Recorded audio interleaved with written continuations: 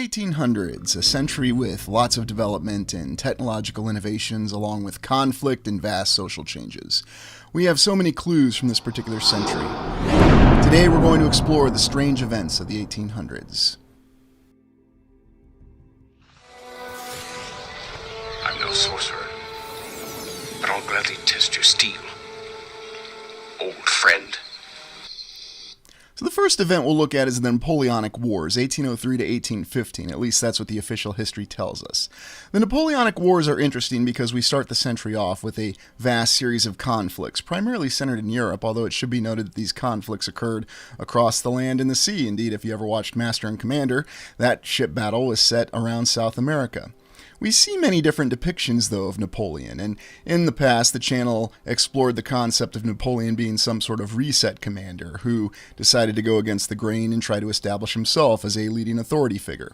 There are many oddities about this conflict, though, including the ability to defy logistical limitations. Now, what's interesting about the Napoleonic Wars is they occurred after the initial start of what we're told is the Industrial Revolution. It was also the first attempt at nations to engage in mass mobilization or conscripting very large armies. And these armies they were somehow able to sustain because we're told that the Industrial Revolution had improved agricultural capacity. Napoleon was a bit of a maverick character, and the official history says that, and I suspect that what the true account is, if Napoleon did exist, is that he's a bit of a maverick character as well. Yet in the recent movie that we saw, Napoleon looked anything but interested in whatever he was doing, and of course that's just the creative choices of the movie, which I found rather interesting. And we certainly know that Joaquin Phoenix is a great actor, but when you contrast that with some of the images that we have in Napoleon, we certainly see a vast difference. We're led to believe by the official historical account that Napoleon was a very charismatic figure, and he was very engaging, and he was also a military genius. And yet in the film, we find out that the love of his life, Josephina, was his main concern, although it should be noted that when she was seducing him, he looked like he couldn't be even more disinterested. But again, creative choices in the movie. Yet in many of these other images that we see of him, he is this very inspiring commander, and he managed to unify France during a time of vast social change and revolution. Of course, it led to a very bloody conflict, and for whatever reason, the most interesting thing about the Napoleonic Wars is once the conflict ended, Napoleon was not imprisoned, he was not executed for starting wars that killed millions of people. He was simply sent away, initially to the island of Elba in the Mediterranean, where he was allowed to live in comfort. He escaped from the island and started another war, and was defeated yet again. And so he was exiled, this time to St. Helena in the middle of the Atlantic, the southern Atlantic, in one of the most remote locations on Earth. Yet, of course, they still gave him a nice mansion to live out his days in. Now imagine if the guy from World War II with the mustache had ended up like that. Imagine if they'd given him some nice retirement villa after World War II in some South American nation. I wonder how well that would have been received. Many questions, though, about the Napoleonic conflict and many conflicting accounts, and I'm not here to lampoon the movie. I've done that in other explorations. I just find the creative decisions interesting, and we know that everyone who was involved with the film was very creatively inspired and there were great performers. It should be noted that we do have some images of soldiers dressing up in uniforms from that particular time frame, although what the authenticity of these actual photos are is left to the imagination. I'd imagine a uniform like that would get a little warm, especially in the summer days going across Europe, but you never know. I mean, at least you look really cool and you've got many different aspects to your uniform. So that's the Napoleonic Wars. Let's go to the year without a summer, 1816. The year without a summer, the eruption of Mount Tambora in what is now Indonesia, which caused the entire area and sky of the land to be blanketed with ash, and as a result it reduced the sunlight reaching the land and caused a vast drop in temperatures, and as the title implies, it was the year without the summer. Is that really what transpired, though? And here we have the comparison of different volcanoes, and Mount Tambora is one of the biggest in recorded human history in terms of cubic miles of ejecta. Nice word there, ejecta. And what we're told is that this eruption caused an entire layer of volcanic ash to stop the sun from penetrating, and it greatly disrupted the seasons. Oddly enough, though, when you try to corroborate this with local accounts and news and history at the time, It's a little bit of a conflicting account because it seems to affect some areas more than others, and certainly we can make that conclusion that that's always the case when we have an event such as this.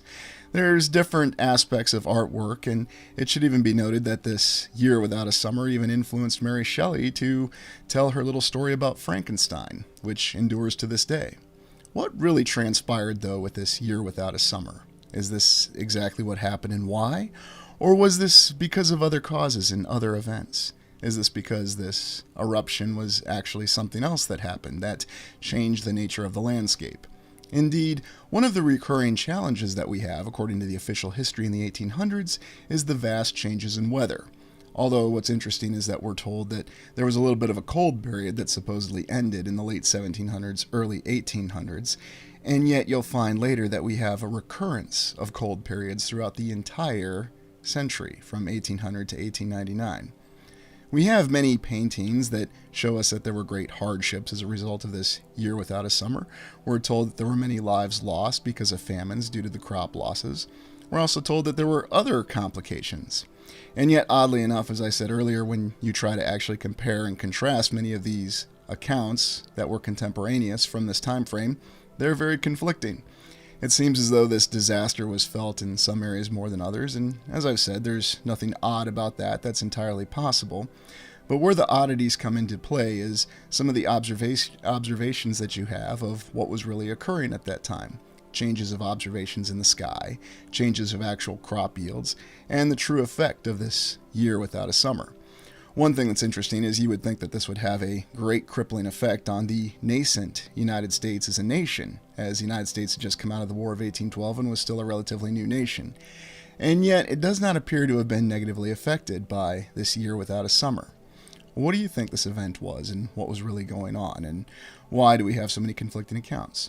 And now we go to the New Madrid earthquake in 1811, the greatest earthquake recorded in North America, and oddly enough, near Missouri, New Madrid, Missouri specifically, and yet we're told that very few people died. A very horrific earthquake that is even reputed to have caused the mighty Mississippi to flow backwards. Now again, this is another questionable event. What exactly was going on? Was this just a random earthquake? And of course, as you can see, we have all of the plaques that tell us exactly what happened, and we shouldn't question the plaques because nobody would actually put the money to put up things that aren't true or didn't really happen. And there's no doubt that something happened, and we're told that it was a magnitude 7.2 earthquake in New Madrid, Missouri, and the effects were felt everywhere. Yet, oddly enough, no loss of life, but vast damage of many structures, and don't you find that interesting? So, if there weren't a lot of people living there, then what structures were actually damaged? Well, again, just don't think about it too much. We have a historical account, and we know that it was a very terrible earthquake, and even though we have plenty of first-hand accounts of the Mississippi flowing backwards and many other odd observations from the time frame, what do you think the New Madrid earthquake actually represented and what was going on? The New Madrid fault line, which we're told is still active, although it hasn't really been active since this earthquake in 1811. And certainly if there were any tremors or earthquakes that have occurred, we'd hear about it. The revolutions of 1848. The revolutions of 1848 revolved around social change, ostensibly centered in Europe, although it seems as though it occurred across the land. And what we're told is that the people had grown tired of being under the rule of monarchs and other difficult situations and the authoritarian rules that they employed in Europe at that time. And therefore, many of the people in the working classes decided to rise up and rebel against their monarch governments and many of the other authoritarian regimes that were going on at the time. Now, the official history tells us that this period of uprising was very bloody, and officially what had happened was that the revolutions were put down by the monarch governments at the time. Although on a longer timeline, what ended up happening was certain individuals such as Otto von Bismarck and what would become the nation of Germany, they did give concessions to the desire of the citizenry to actually have more rights. At least that's what we're told. And it's a very odd account. What was really going on? Was this really a grassroots social revolution that occurred in 1848? Or was this something else? Because it's interesting to note just how many years in the 1800s were actually filled with conflict. External conflict, internal conflict, and yet, oddly enough, none of these nations ever seem to have any issue with mobilizing their vast military resources or even logistically sustaining them, whether they were on expeditionary campaigns across far seas or whether they were fighting their own citizens in an internal conflict or a quote-unquote civil war, which we've talked about quite extensively on the channel. But what did these social revolutions really point to? And did these leaders really actually represent the desires of the people, or were they simply giving the people what their desires were?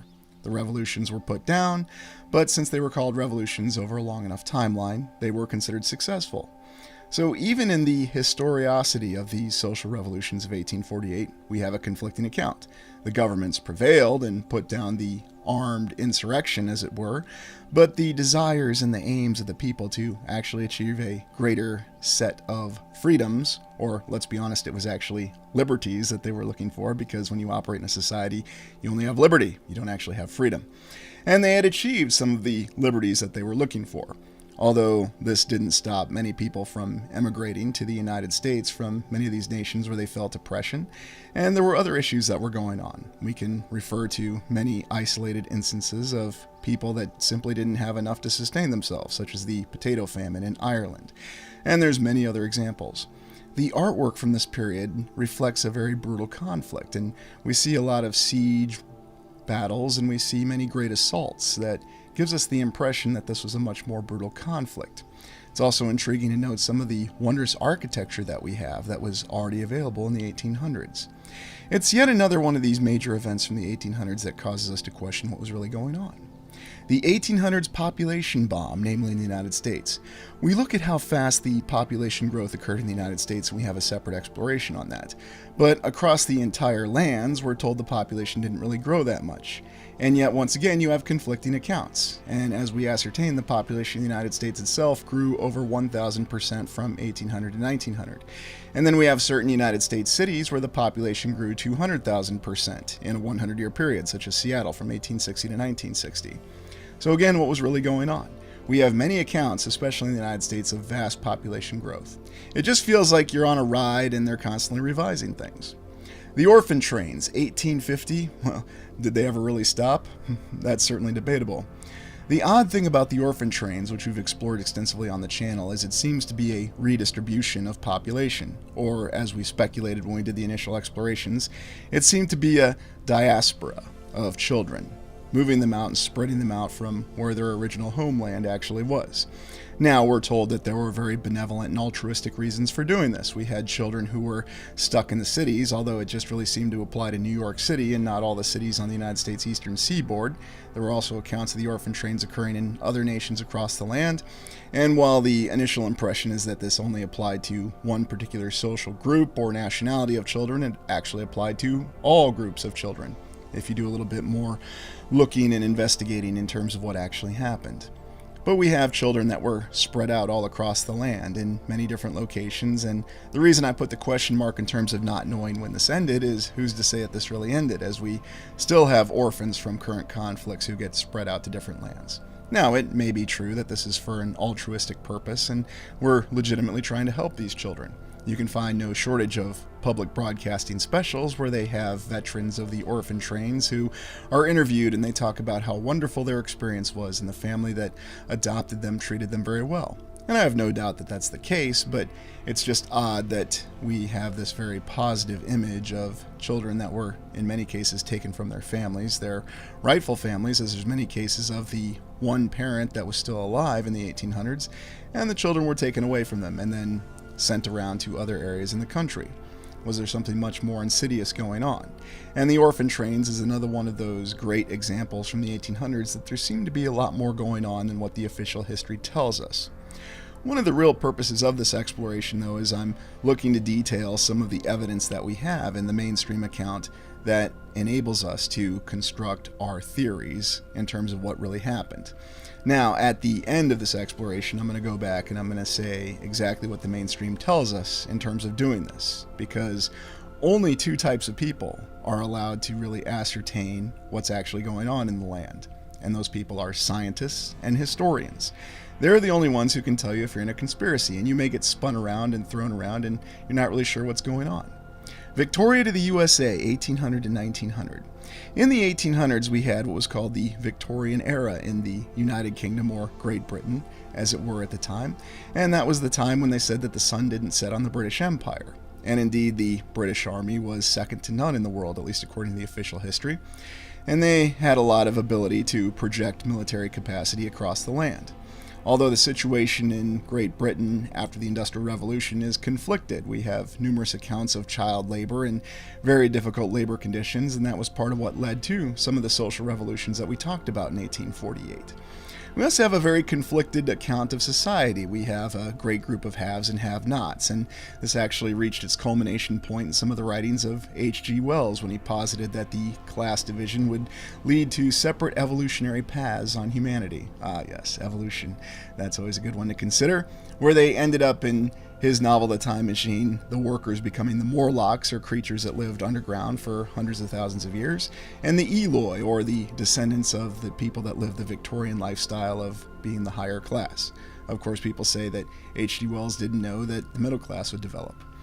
Queen Victoria is an interesting character, as most individuals of monarchy are, and we're told that she actually reached her Diamond Jubilee, one of the few monarchs to do so.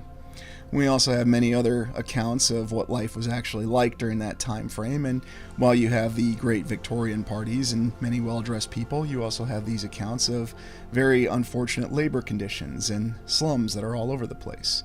Yet, oddly enough, during the same time frame, you also have accounts of housing being constructed across Great Britain and in Scotland, where many of these tenements managed to endure to this day. The challenge was, though, in the 1960s when they began new urban development programs in places such as Scotland, they didn't exactly know what they're doing, at least that's what the official history says, and so they ended up displacing many people and putting them into large tower residences that didn't exactly work out so well. There's a little film from the late 90s called Ratcatcher which depicts this quite well, and naturally it stars Tommy Flanagan. And then the Victorian time frame and the British were supplanted by the United States, the nascent nation of the United States, which became a world power. And the event which official history tells us that prompted that was the Spanish-American War. And we just looked at the wreckage of the USS Maine, which was sunk in Cuba by supposedly the Spanish, because Cuba was a Spanish possession at that time. And the United States got drawn into the conflict, or rather incited the conflict, depending on your view of history.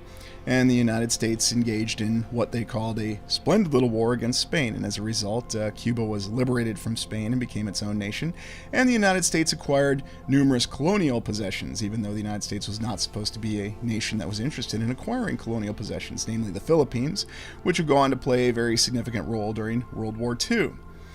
It's very odd, though, to consider how the United States in just 100 short years had gone from being a nascent backwater nation to becoming a world power. And many historians agree that the Spanish-American War was when the United States had become a world power. Suddenly, it had managed to master the aspects of the expeditionary military approach, it built a navy overnight, and it also began to employ a national army. To what we have today, where the United States is the only military that actually divides up all the known lands into geographical areas of responsibility called combatant commands. And it seems that without a doubt that this transition of power, or at least the overt exercising of military power, was complete at the end of World War II, where the United States would be the primary practitioner of military campaigns across the land. Many of the battles from the Spanish-American War are very interesting to consider, whether you're looking at the battles that occurred in Cuba or in the Philippines. It's an odd comparison of naval actions with land actions, and whether you're looking at the exploits of Admiral Dewey or Teddy Roosevelt himself, you have this odd theme with the United States military where it seems that adventurers are always very successful.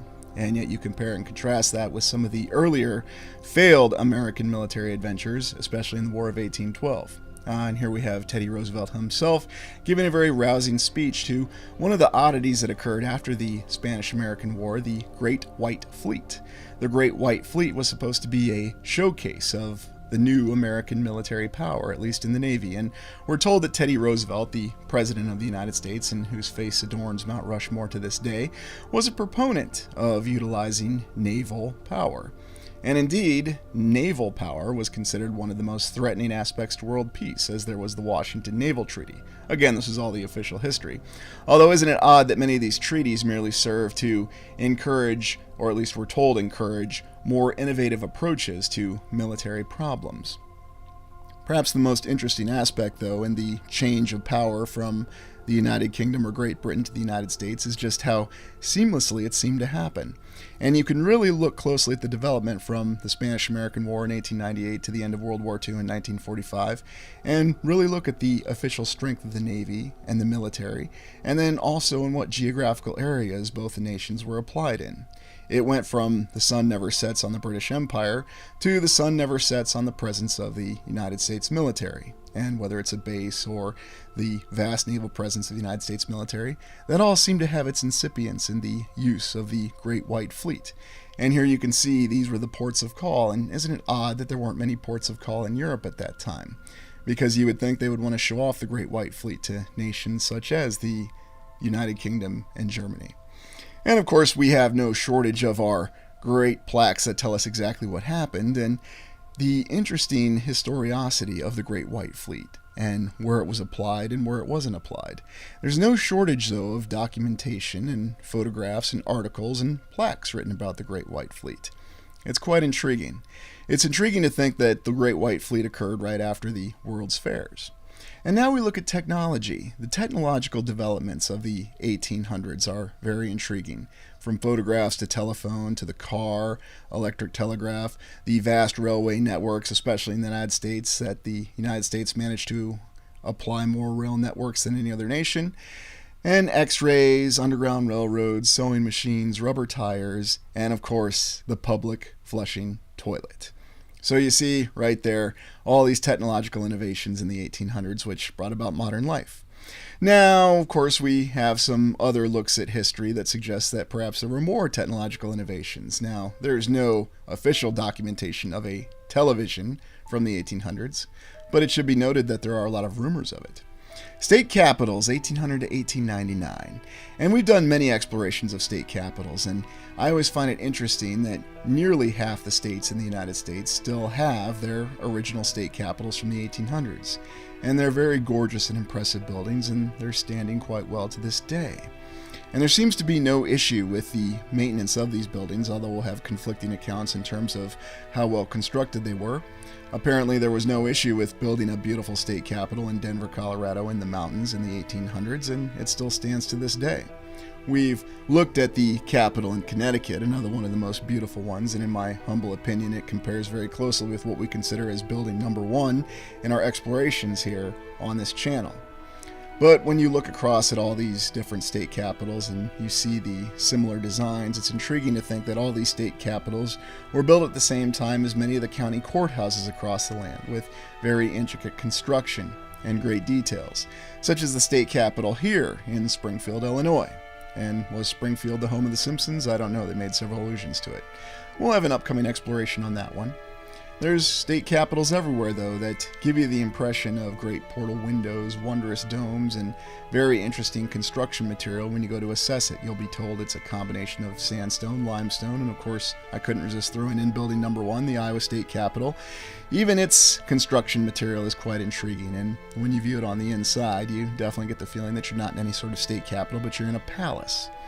And wherever you look at these state capitals, you'll see the similar construction stylings, the pediment, the dome, the great columns, the pillars that are built in the wall, and then of course they're always on hills. And wherever you are in the land, you'll find that there's never any shortage of the construction capabilities. There are certain aspects that match, and yet there are many nuances that show off in many of these wondrous state capitals. And keep in mind, we're looking at only the state capitals that were specifically constructed in the 1800s. We have a couple beauties that were supposedly constructed in the 1700s, and then we have quite a few in the early 1900s. And yet they all seem to be constructed from the same time frame when you compare some of them. And it's very odd that the ability to lay out these wondrous state capitals seemed to end for good around the 1930s, although really you could say it was around the 1920s. New York State Capitol is always very interesting, as you would expect to see a traditional dome, and we don't have that. We have what looks to be a wonderful mansion, or maybe another home for the Vanderbilts. I'm just saying it looks that way, I'm not suggesting that. And yet, wherever you are in the land, you can always find that these state capitals from the 1800s are going to endure for all time, and they give great inspiration in terms of their construction capabilities, whether they have a dome on top or not, or a pediment, or they're slightly different styles. There are different styles when it comes to the 1800s, and yet so many things that seem to be the same. It's a complex situation of similar architecture, and yet we're supposed to believe that all this occurred in the 1800s, along with all the great courthouses?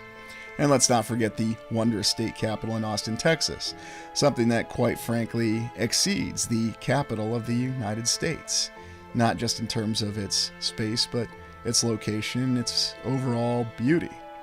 And wherever you look, whether you're in the smaller states of Vermont or New Hampshire, you'll see that the same stylings of the state capitol are not lost. And even in Wyoming, when they just had cowboys and settlers and prospectors, they were still able to design and erect a very impressive state capitol. And I'm sure there's no shortage of talented architects to be found. The World's Fairs from 1851 through 1900. The World's Fairs are one of the interesting elements of exploration that we do when it comes to this alternative research, because these represent the fact that something strange was going on in the 1800s. Yes, the telescope from the Chicago World's Fair, which to this day you can still go and see in an observatory off Lake Geneva in Wisconsin, where it ended up. We have many wonderful showcasings of buildings from these World's Fairs and odd enough exhibitions of great technology, because even though this was nascent technology, it seems as though the people managed to adapt very quickly. The beautiful Crystal Palace, the mobile Crystal Palace from the original World's Fair. Yes, quite intriguing that they managed to produce all this glass in a record amount of time, and then they managed to move it because building it wasn't good enough. Gotta give Great Britain credit, though. All their wondrous old world infrastructure, it's mobile. But unfortunately, the Crystal Palace is no longer with us, as it caught fire in the 1930s, and we'll be doing an exploration where we're going to look a lot more closely at this particular Crystal Palace. How exactly does a structure such as this catch on fire? Well, just don't ask, okay? We just know it happens. And here you can see the unfortunate devastated remnants of the Crystal Palace, although it looks like the tower came off pretty nicely. I wonder why they tore down the tower. Well, because the main structure was gone.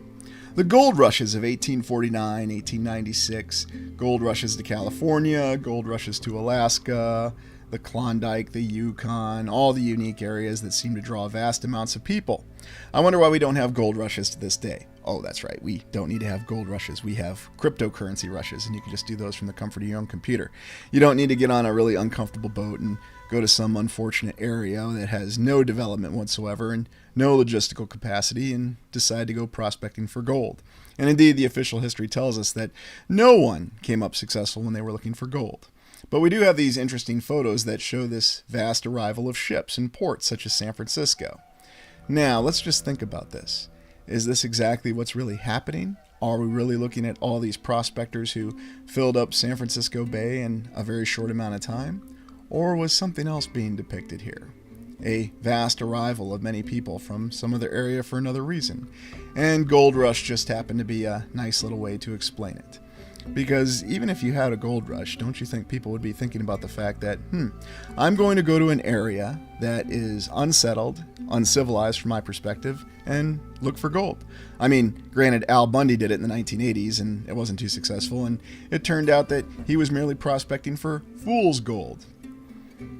Now let's look at blizzards and freezes of the 1800s, and we talked about earlier how the climate, the environment seemed to change a lot through the 1800s. Officially, we're told that things improved and warmed up through the 1800s, but then we have conflicting accounts of vast blizzards and great freezes, and it wasn't just the year without the summer in 1816. We even have one as late as 1899, where we have vast amounts of snow and very unseasonable cold temperatures that buried many of the cities in the Northeast and even brought strife to the cities in the southern United States, all the way down to Florida, where they were certainly not used to snowfall. And indeed, the first image we looked at was snowfall in Florida. Many feet of snow fell, and it wasn't confined to the mountain resorts of Nevada or Lake Tahoe to this day, but they were all over the place. And why is it we have these recurring themes of vast amounts of snowfall? Did this reflect something else? Now, I know I haven't included the Carrington event in this particular series of explorations, and by all means did I not say that this exploration was comprehensive of all the strange events of the 1800s. Let's be honest, there were thousands. But we'll be looking at the Carrington event in a separate exploration because it is quite interesting, and we're told officially it didn't have many historical impacts, and yet other indications show that it did. Back to the weather, though, we can see how the weather affected, at least we're told, the United States especially. And yet again, despite all these great challenges, the loss of many oranges in Florida because of the weather issues, somehow the nation seemed to survive and continue to progress. And indeed, this was at the time when the United States became a world power, because this last blizzard in 1899 certainly didn't stop any of the great advances that the nation was making, and it did not impede its ability to take its stage with the world, especially when it came to World War I, where the introduction of American troops towards the end, we're told, was decisive to bringing about the Allies' final victory. So you have it, many great conflicting events from the 1800s, many strange events that give cause to question exactly what was going on and why. Many people have looked at the 1800s before, and it's a very odd time frame. And indeed, if a time frame that is so recent, at least in the grand scheme of the overall passage of time, has so many questions about it, then we really have to consider, where else do we have questions? What was real and what wasn't real? What happened and what didn't happen? Now, of course, if we consult the mainstream, they have answers for this, and they're going to tell us that we should not be thinking independently about this. And how exactly would the mainstream respond to these separate investigations, these explorations? Well, I think we should consider that to close this particular exploration. How does the mainstream respond to what we do with our alternative exploration? Well, this article might provide some insight. 1800s technology conspiracies behind the era of invention. And here we have the image of the individual in the 1800s looking at a television. Very fascinating.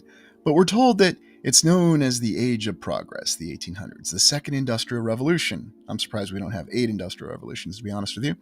However, a growing trend of conspiracy theories surrounding these inventions prompts intriguing discussions. So they do admit that this is intriguing and compelling. And they talk about the invention of the light bulb, and then they talk about the debate between Hiram Maxim and Thomas Edison. But then they say that Maxim himself, who said he invented the light bulb, was a controversial figure, because Thomas Edison is most certainly not a controversial figure. And by the way, remember, he did invent a version of Portland cement that was very, very useful in constructing certain stadiums, and we explored that in the past. Tesla's wireless electricity suppressed technology. And of course, they detail the efforts of Nikola Tesla to provide wireless technology, but then they say that there were many great obstacles to this wireless technology. Of course, there were no practical obstacles to all the other developments in the 1800s, such as the telegraph or the rapid construction of railroads, where none had existed.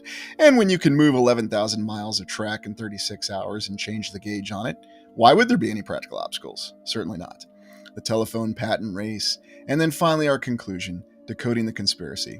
While these 19th century technology conspiracy theories are captivating, they often reflect our own insecurities about technological control and credit more than they reveal about historical fact. Ah, yes, it's your own insecurities when you question things. That's why. The development of technology is rarely a linear path traced to a single individual. Rather, it's a collective endeavor. Oh, except when it comes to Edison, then it's a single individual, but I digress. By scrutinizing these conspiracies, we can better understand the complex social dynamics that shape technological progress. Yet it's crucial to separate sensational speculation, and you might notice that speculation and well-documented are two of the buzz terms we hear a lot, from nuanced historical understanding to truly appreciate the fascinating history of 1800s technological innovations. So in other words, things are only impossible until they're not, just like Captain Picard said. Well, let's take a look, because we have history and science and the two tend to run together. One of the responses that I received in a reply on the 1980s exploration is one of the elements that showed how far we've come in technological progress since 1980 when Carl Sagan did Cosmos was the detection of exoplanets. Carl Sagan had teased it in Cosmos in the 1980s, and I just thought we would look at how science tells us they actually detect exoplanets. Because are we actually able to see planets in other solar systems that are 25 trillion miles away? And by the way, that's the nearest solar system. And again, that's what science tells us. And what are the techniques that they use? Well, they have the wobbling star that hints at an exoplanet presence. The first planets found orbiting sun-like stars are detected by radial velocity technique. A single star devoid of a planetary system will have its center of gravity located at the center of the star. However, when a planet orbits a star, the center of gravity of the star-planet system becomes offset from the center of the star, causing the star to wobble. That's right. If you see a wobbly star, then it may have planets around it. Now, of course, we don't actually see these planets directly, but we can see a little bit of a wobble in a star. That's 25 trillion miles, and that's the nearest one, or many, many more, because 25 trillion miles is about 4.3 light years. Again, going off what the science tells us. There must be more techniques to detect exoplanets. Astrometry is the method that detects the motion of a star by making precise measurements of its position in the sky. Again, 25 trillion miles or more. This technique can be used to identify planets around a star by measuring tiny changes in the star's position as it wobbles around the center of mass of the planetary system. So again, we don't actually see the planets. We see how the star or the light is affected. And from that, scientists are able to ascertain that there are planets around the star. Because there's no other subspace anomalies out there or random other reasons for why there might be variances in the starlight or these wobbly effects that we have. Look, this is science. They are telling us the truth, and it's very clear that this is not speculation when they show us these images of these planets. Even though they don't actually see the planets, they see the changes in the light from the stars, what we're told.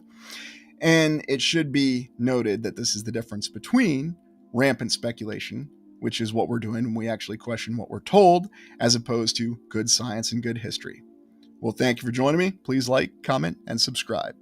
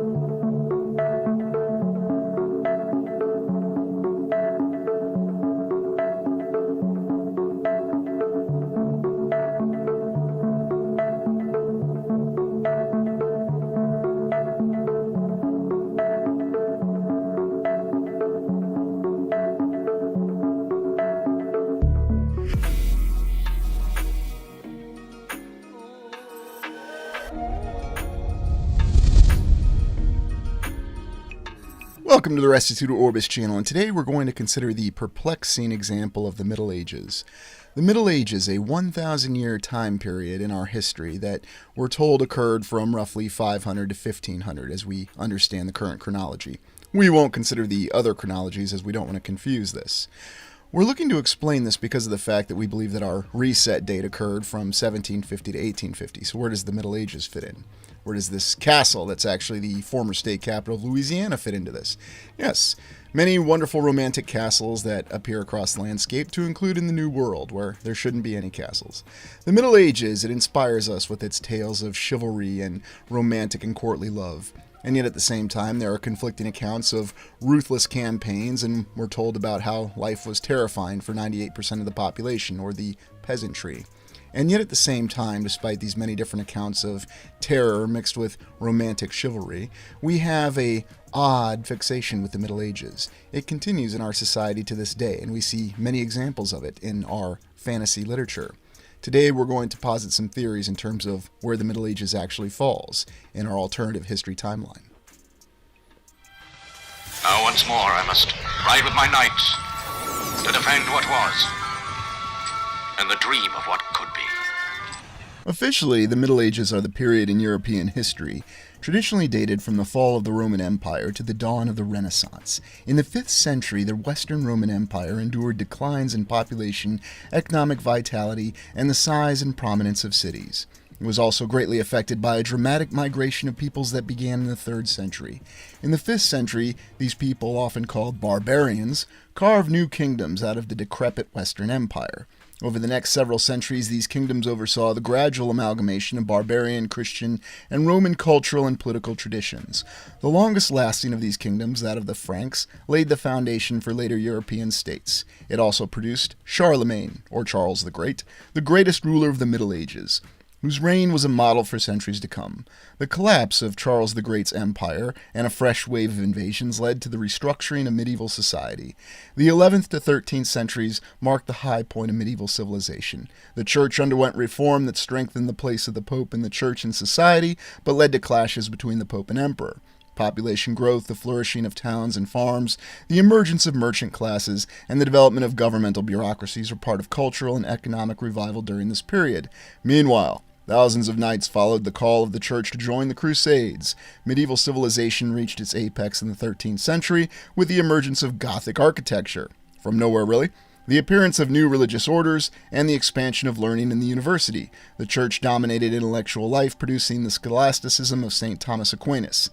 The decline of the Middle Ages resulted from the breakdown of medieval national governments, the Great Papal Schism, the critique of medieval theology and philosophy, and economic and population collapse brought on by famine and disease. So that's the official account of the Middle Ages, but what can we really say about it when we step back and look at it more holistically? I'll admit that when I was a professor and I was teaching lesson plans on the Middle Ages, I was always very perplexed at the mix of incredible architecture and the various explanations that we have for this supposed revival of learning and understanding during a time that were originally called the Dark Ages. We have certain leaders, such as Otto the Great pictured here, who followed Charles the Great, and Otto the Great was the Eastern Carolingian emperor who eventually became the Holy Roman Emperor and defeated the Magyars in the Battle of Lechfeld. We also have numerous examples of incredible architectural achievements that we're told are Gothic architecture. Although the foundation of Gothic architecture is quite intriguing, and we've considered it many times in our previous explorations, it seems to lack fundamental explanation. And there are many things that, if you really step back and look at it holistically, lack fundamental explanation behind the Middle Ages. For example, how is there an actual coherent recording of history when we have all these divergent sources? The official explanation will be given is it was simply the church. The church had their centers of learning, they had their isolated monasteries, and we even have accounts that many of these isolated monasteries actually preserved the civilization that was left over from the Roman Empire and the great time of learning from antiquity, that much longer period of time that preceded the Middle Ages, at least according to official history. The odd thing about the Middle Ages, though, is that with these conflicting accounts and these different governments and these different societies and all these what would appear to be apocalyptic events, and if you think about it, that's what the Middle Ages really represents, apocalyptic events. You had the rapid collapse of the Roman Empire, the final collapse of it. You had the destruction of many other numerous governments and many lives that were lost. And indeed, during the Middle Ages, we currently agree is the worst year in history, 536, for a variety of reasons, and you can find many videos on that. Yet somehow we're supposed to believe that with this and then the subsequent bubonic plague or the Black Death that occurred, which wiped out over half the population of Europe, somehow the society managed to survive. Somehow learning continued to endure. And somehow Heath Ledger was in a movie about the Middle Ages where you got to hear many contemporaneous songs. And yet I still enjoyed that movie much more than the 2000s Robin Hood series on BBC. But I digress. So what's really conflicting about the Middle Ages? Well, you have to consider that you have all these different smaller nations and kingdoms that came out of the Carolingian Empire. The Western Carolingian Empire, which would eventually become France, and the Eastern Carolingian Empire, which over a long enough timeline would become Germany, albeit with very different developmental phases to both of them. And an odd fixation on centralization that seemed to occur. You also had these villages, the whole concept of feudalism, and peasants being associated with the land. And of course there was innumerable conflicts. As always, conflicts, which accompany everything. Yet, despite all these difficulties, and one of the things that we don't consider about the Middle Ages, and I can't tell you how many college professors I've heard will tell you, it just simply stank. Yes, it really smelled badly because things weren't in a very state of sanitary conditions. The once great sanitary conditions that were present with the Roman Empire with their sewers and their baths were no longer present. You didn't have people that were bathing for a long period of time. You have this very divergent authority with the Pope and the influence of the Church, and yet at the same time, you have accounts of emperors such as Otto the Great who were conducting what was called investiture. At the same time, there were invasions that were always coming from the east, and that seems to be a recurring theme in the Middle Ages. All these terrifying invasions that were coming from the east, the Magyars, the Mongols, whoever. There was also the rise of Islam at that time, when Islam conquered all of northern Africa and even threatened Europe itself. And yet, once again, somehow, the Franks managed to stand off these invasions in the Battle of Tours, even though it seemed like there was no way they'd be able to do it. So these are just all the official accounts that we have of the Middle Ages, and if you actually try to question anything, things become problematic. Here's an example. The author of Le Morte d'Arthur, or the Arthurian Tales, Thomas Malory. We don't even know the historicity behind him. They can't identify him. You see television shows such as Robin Hood from the 2000s, where you're almost expecting Robin Hood to whip out a cell phone to call Marion. If you haven't figured it out, I wasn't exactly a fan of this show. And then, of course, you go all the way back to the beginning of the Middle Ages with the depictions of Byzantium and the supposed rise of civilization. Here, you have Emperor Justinian pictured, and to his left is the great General Belisarius. Now, could it be possible that these individuals, whether we're talking about Belisarius or Otto, actually reflected real historical individuals? Where did the Middle Ages actually fall in our understanding of our alternative history timeline? Because we believe that a reset occurred from 1750 to 1850 according to our current 5 eras timeline. And yet at the same time, we have this very well-developed history of the Middle Ages, even though if you actually think about it and analyze it objectively, it should be very conflicted. In other words, it should be very difficult to figure out exactly what happened. Because if every single kingdom was keeping its own historical account, then shouldn't it conflict with the other kingdoms? And then you have this problem of the Florence Cathedral in what is today Florence, Italy, which today still has the largest stone or brick constructed dome. It's funny to me that they say it's all brick. In the world, yes, in the world, there is nothing that exceeds this wonderful architectural achievement. And it should be noted that this was not completed during the Renaissance. This was done during the tail end of the Middle Ages. And yet they try to tell us that this dome was what started the Renaissance for reasons unknown. And yet at the same time, we can find many other conflicting accounts of the actual history of the Middle Ages. But we have to look a little bit more closely at what remains, in addition to the buildings, to understand what was really going on. And I think that involves looking at the art of the Middle Ages. What do we have here? A couple of knights dueling and then a couple of horses hugging each other? There's a lot of bizarre artistic impressions from the Middle Ages, and of course the first question we have to ask, as these are just images, did these images really originate from the Middle Ages?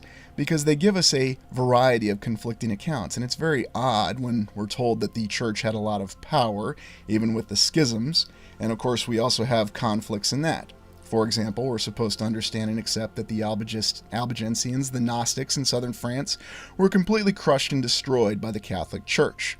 But yet at the same time, Lutheranism managed to rise and develop on its own because, for whatever reason, its beliefs were more palpable, and the Catholic Church couldn't put them down for whatever reason.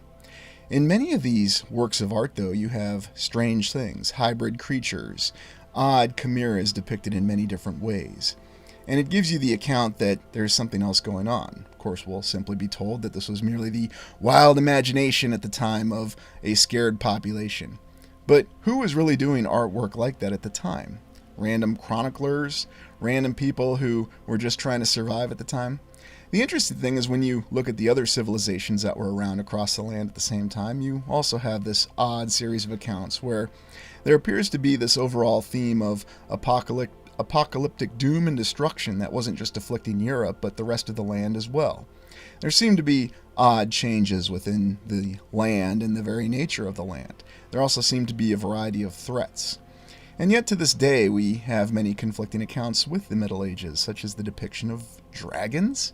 Now, of course, this would just simply be seen as a fantasy element or the wild imaginations of the people at the time. Again, imaginations of people who were very suppressed and were told that they had to believe a very specific way, and if they didn't believe a very specific way, then they were killed. It was rather simple. And we're told about the various manners in which the church had in enforcing its will and its desire for people to believe. You either believed or you died. And yet at the same time, there were people who were allowed to think differently. There were the rise of alternative religions, and this all did occur in the official account. And again, this wasn't just in Europe. There were schisms in the other major religions of the world at that time. So what to really make of it? It's really just difficult to ascertain exactly what's going on because we do not have a reliable historical account. And I think that's one of the hardest things for us to truly grasp. And a lot of people have to have something to grasp as a reliable historical account. They need to have the actual history. And this is where you find the difficulty in understanding history, because there's a concept in history called historical revisionism. And I've lampooned it a couple times in the past because it oftentimes feels like you're just being picked up by your feet, swung around the room, and then dropped off at a different place, and you're not exactly sure what to make of things. And yet, this is exactly how the mainstream regards the history. For example, are these images that you're looking at right now, are these actual works of art from the Middle Ages, or are these works of art that were produced subsequent to the Middle Ages? Because the odd thing is, a lot of people often thought that the Middle Ages would go all the way up to the 1700s. It was just a perception that people had.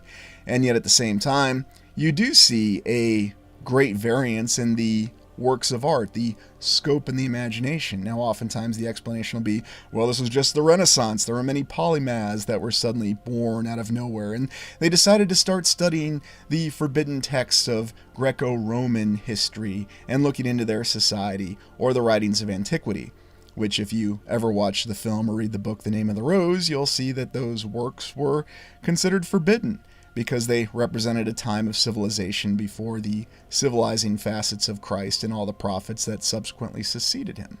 It's really odd, though, when you consider some of the other aspects of the Middle Ages, because they want you to believe that they had a very definitive system of learning, that there was an explanation for how they were able to construct these incredible cathedrals of this wondrous Gothic architectural style. What's going on here is this lady taking her giant Komodo dragon for a walk, and it ate somebody, and the local guards had to kill it. You have many strange depictions, though, in artwork of the Middle Ages, and some of my earlier explorations involved looking at them and analyzing them. And yet you see a vast variety of creatures and odd demi-humans that are depicted in many of these works of art. What do these represent? Are these what the people really saw at the time, or is there something else going on? You even have many depictions of great epic battles of men against snails. Not exactly sure what was going on. Did we have a great snail invasion, or did that represent something else? And I'm not being facetious at all. These are the kind of things that you'll see in many of these supposed works of art that supposedly originated from what we think of as the Middle Ages. So you take it all in totality. You look at the official history that we have of the Middle Ages. You have all these portents of apocalyptic doom, especially with the bubonic plague, which reduced the population of Europe by 50%. And do not ask how the society managed to survive that. Don't consider it. It just happened, and you're just supposed to take it without even asking any questions.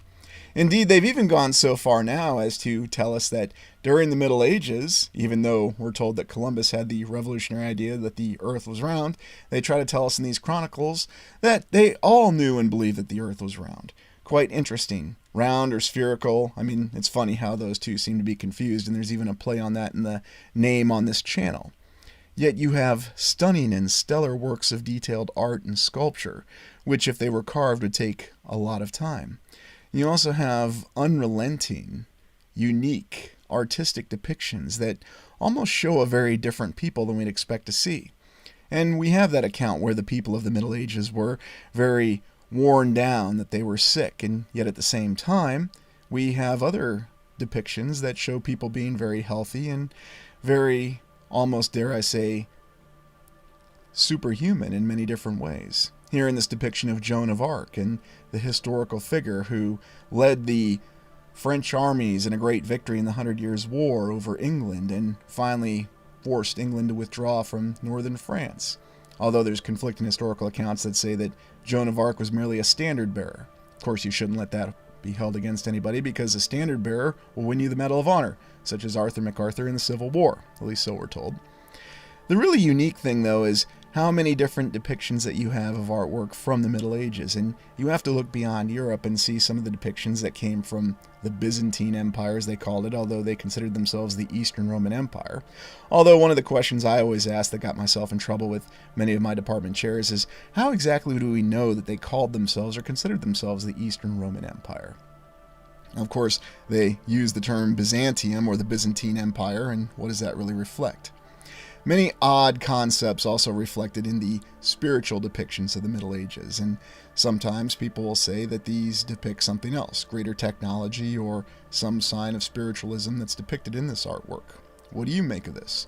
What do you make of all these conflicting and yet very imaginative depictions during a time when we're told that imagination was not something that was encouraged, that you either believed or you died? We've all heard of the Inquisition.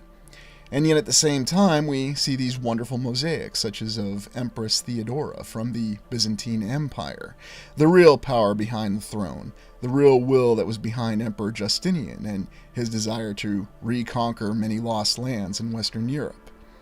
And then you also have these other interesting accounts that supposedly show the piety of religion, and yet at the same time, it almost looks like we have the birth of Superman being depicted here. We have no shortage of images, though, that show that there seemed to be an apocalyptic scourge that was upon the land. Many people facing terrifying situations and facing their internal fear in ways that we can't even begin to imagine.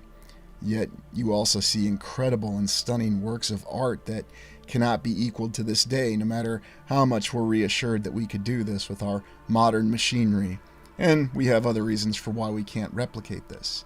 These stunning and very inspired works of art, whether it's a painting, a sculpture, or what we're told is a sculpture or a painting. Who knows what the actual means were, though, that actually produced these stunning works of art. We also have the entire concept of individuals who somehow preserve knowledge, even though we're told that that very knowledge was forbidden at the time. So it really comes down to the fact that if you take the Middle Ages at face value, you have so many conflicting accounts and you have so many different perceptions that it really seems as though one individual simply stood up and said, this is what happened and this is what we're deciding actually happened. Because there's no way that you could have a single account from all these different monasteries, all these different individuals, and don't tell me that someone in the Catholic Church just stood up and said, yes, this is what happened from 500 to 1000, and this is exactly what happened.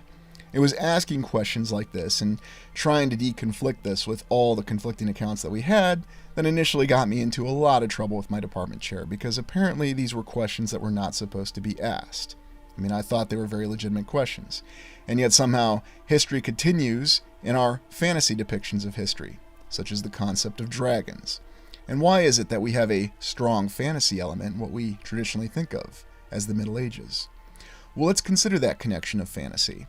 Most of us had our introduction to the Middle Ages, or what we think of as the medieval times, through the concept of fantasy. And indeed, there is a very strong fantasy element in the Middle Ages that persists to this day, starting with the depiction of the numerous great creatures or dragons. Now, of course, we're told and assured by our mainstream history that there was no such thing as dragons that existed during that 1,000-year period of the Middle Ages. It was simply the fear of the people at the time. And yet at the same time, the romantic notions of the imagination of the Middle Ages made its way into our fantasy literature that's endured from what we're told the 1800s until the present. Whether you're looking at the Game of Thrones franchise, the Lord of the Rings universe, or many, many others, He-Man, Conan the Barbarian, there's too many to list, that have the actual existence and some of the nuances of the Middle Ages, such as knights fighting dragons, or knights fighting each other, or warriors or barbarians fighting each other, or some sort of civilization that existed at the time. And yet there are fantasy elements that existed in it. The presence of dragons, the presence of magic. And yet that's explained, again, by the mainstream account by telling us that there was an obsession with alchemy at the time. And it was merely the existence of alchemists and the misinterpretation or understanding of their purpose and role in society that we began to see them as what we'll think of as wizards in this fantasy world. And yet at the same time, I always find it fascinating that in these fantasy worlds you see stunning examples of architecture. And oftentimes, the stunning examples of architecture barely match or do not match what we have in reality. Many of the castles that still stand to this day, or Florence Cathedral, which you can go visit, and you can see exactly the examples of what the people were able to achieve in reality that still stand to this day. Again, if we take the mainstream account at face value. Yet all these accounts and all these legends and artistic depictions of dragons, whether it's in our current fantasy literature or whether we're actually looking at works of art that supposedly originated from the Middle Ages. And the whole concept of just having a pretty fantasy castle that's on a ridgeline or in an isolated, beautiful area. But yet at the same time, we're told that that's not the reality. The people lived in squalid conditions. The peasants were essentially in a post-apocalyptic state. So what's reality? Was there really a time where there could have actually been dragons and these wondrous kingdoms that existed, where we had strange creatures that roamed the land, Is that really what was being depicted in these works of art from the Middle Ages? So many different questions, and yet oftentimes we're just simply dismissed when we ask these questions, and we're told that these were a frightened people. These were people who had a very short lifespan, and there were only three classes of society in the Middle Ages. There were the knights, there were those who prayed, the clergy, and there were the peasants. And those were the three main classes of society, and 98% of the people were the peasants. So who exactly was enacting their imagination then in the Middle Ages to come up with these fantasy concepts and all these works of art that somehow endured to this day and inspired the modern fantasy literature that we still have? Game of Thrones is probably the most well-known and current contemporary example, and it's a show that's still continuing to this day. And perhaps one day the author will finish the books, but he has no commitment to do so. But you can find in what we're told are authentic works of art from the Middle Ages the depiction of all these fantastical creatures that there's no shortage of, whether it's a dragon or whether it's some sort of strange, bizarre hybrid or chimera creature, a mixture of human beings with animals. So many different strange accounts and so many odd aspects of the Middle Ages that seems to have inspired, oddly enough, our modern depictions of it. I mean, if you think about the very essential roles that dragons play in the Lord of the Rings franchise and the Game of Thrones or A Song of Ice and Fire franchise, dragons are essential to both of them. Now, granted, their application and use varies quite a bit, but why are they such a prominent creature? And why do we have such a powerful depiction that somehow came about in our mainstream current fantasy literature? Was this inspired by works of art in the Middle Ages? For example, the whole concept of the wizards and wizards such as Gandalf that appear in Lord of the Rings. Are they merely the representations of alchemists? Was Gandalf simply the modern-day Merlin from an author that we can't actually pinpoint existed? There's a lot of debate about who Thomas Malory was. Was he really some English knight who was a prisoner? Or was he someone else entirely? Or did he even exist? These are the kind of questions that you have to ask. Because when you step far enough back and you see many of the inspirations of fantasy within what we think of as Middle Ages, or should we say the inspirations of the Middle Ages in our fantasy, then we see that there is a very conflicting account here. We have to realize that there may be a very different explanation than what we're told as being that this 1,000-year time frame, yes, it's always 1,000 years, isn't it, occurred from 500 to 1500, or at least the time frame that we understand. And yet we can look at our great depictions of fantasy, such as in the Lord of the Rings series, where we have giant eagles fighting giant dragons. Did that really happen? Again, going back to the whole concept of dragons, the great mythical creature. And yet you can find other allusions to dragons in all of the mainstream society's historical accounts. Very strange. And you can also find the actual allusion to the existence of such fantastical creatures as being something that continues to inspire our imagination to this day. You'll continue to see films, whether they're animated, live action, or computer-generated imagery, which I think of as animation, that will continue to depict and display dragons in many different ways. And we consider the fact that these creatures in some franchises are thought of as evil, and in other franchises they're not. In the Middle Ages, it'll simply be explained as being a representation of the devil. The dragon was just that, a representation of the devil to a society that was scared and frightened.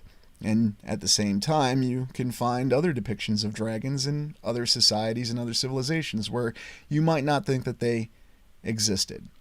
So why are there so many consistencies then? Conflicting accounts, and yet there are consistencies that we just simply hand-wave away. We have the ability to see what remains in our society, and yet at the same time we're told to overlook it.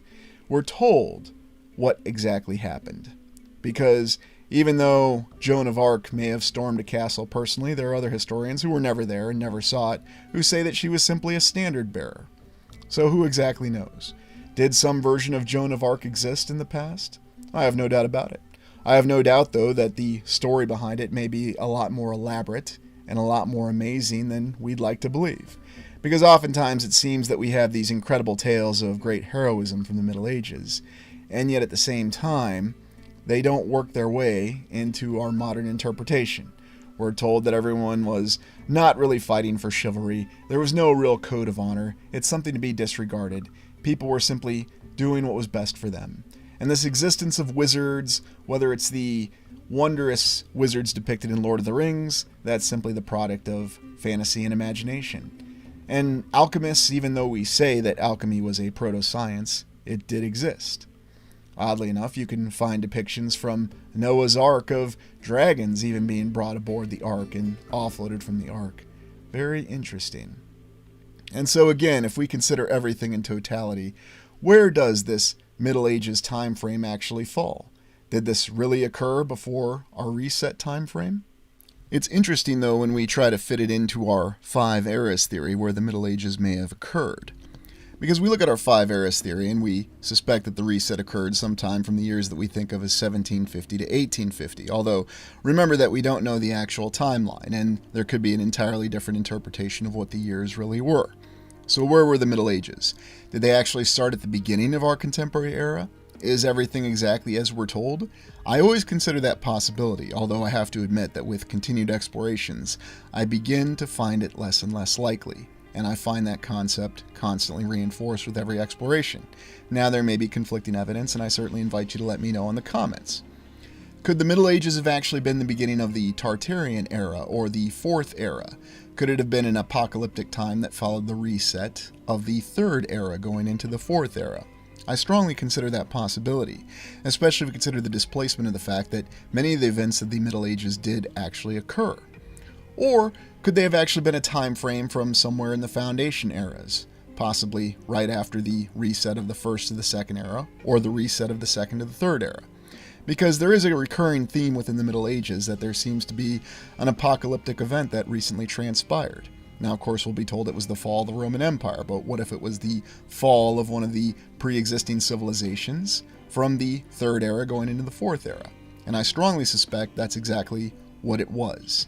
The Middle Ages were the beginning of the 4th era, and that's why it's very confusing. It's a displaced time frame. So it did really happen. And we consider where it was in the 4th era. We have our 3 phases of the 4th era: the inception and rise, the ascendancy and height, and the decline and the fall. We're going to be looking at the final decline and fall soon. But we consider that in our current theory, in this channel, that the Middle Ages was actually the start of the 4th era. It was that very difficult time that followed the apocalypse, or the fall, of the 3rd era civilization. And it was the attempts by what elements survived of that civilization to bring about a new civilization. Again, we see the pattern in the cycles. Now again, this is just a theory. It could be completely incorrect. And yet we're also going to explore the concept of how what we think of as the Middle Ages managed to inspire our current fantasy literature, because we simply can't ignore that. We have many fantasy franchises that endure to this day that seem to indicate a very different origin, such as the stories of Conan the Barbarian, and we're going to explore that as well, trying to find explanations and examples and looking at the many different examples within the fundamental plots and the world building of many of these fantasy lands that we have, or A Song of Ice and Fire. Yes, there are many connections within both of these franchises that can be drawn to what may have actually transpired, whether we're going off with our 5 eras theory or our multiple realities theory. It just depends on what we want to look at. But there are far too many examples to simply ignore that these are just simply the products of imagination, because there seems to be an odd connection between what we're told really happened, and yet at the same time events that we're told are simply the product of imagination. How exactly would one know if we're just looking at written accounts? What was real and what was imagination? That's a question that oftentimes is dismissed by many people who are uncomfortable with considering the notion. But what are your thoughts? I invite you to tell me in the comments, and what do you think of these theories? Well, thank you for joining me. Please like, comment, and subscribe. I'd love to stay, but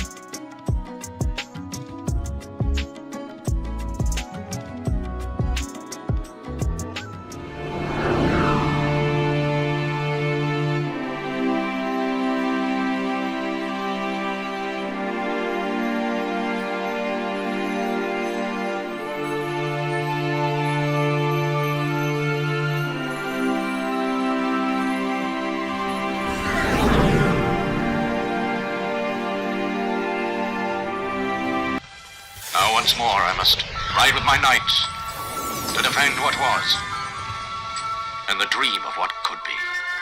Welcome to the Rescuer Orbis channel, and I thought today we would explore the concept of the lost continent of Lemuria. The source of our exploration, at least for the mainstream perspective, is going to be an article that's featured on All That's Interesting, a website that promotes history and science, and the title of the article is The Lost Continent of Lemuria Was a Myth. Then, scientists found evidence.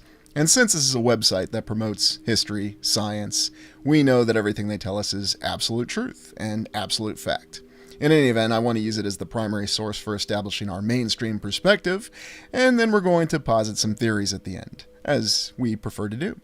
For decades, scientists offered theories about the fabled sunken continent of Lemuria in the Indian Ocean. But in 2013, researchers finally found evidence that it may have actually existed. Isn't this a familiar story? Didn't we just encounter this exact same story with the lost city of Z? We had this fable that some lost civilization or lost continent existed, and then we mocked and derided those that believed in it and searched for it, and then lo and behold, towards the end, or in more recent years, we found evidence that it actually existed. Why does this theme repeat itself? What are your thoughts?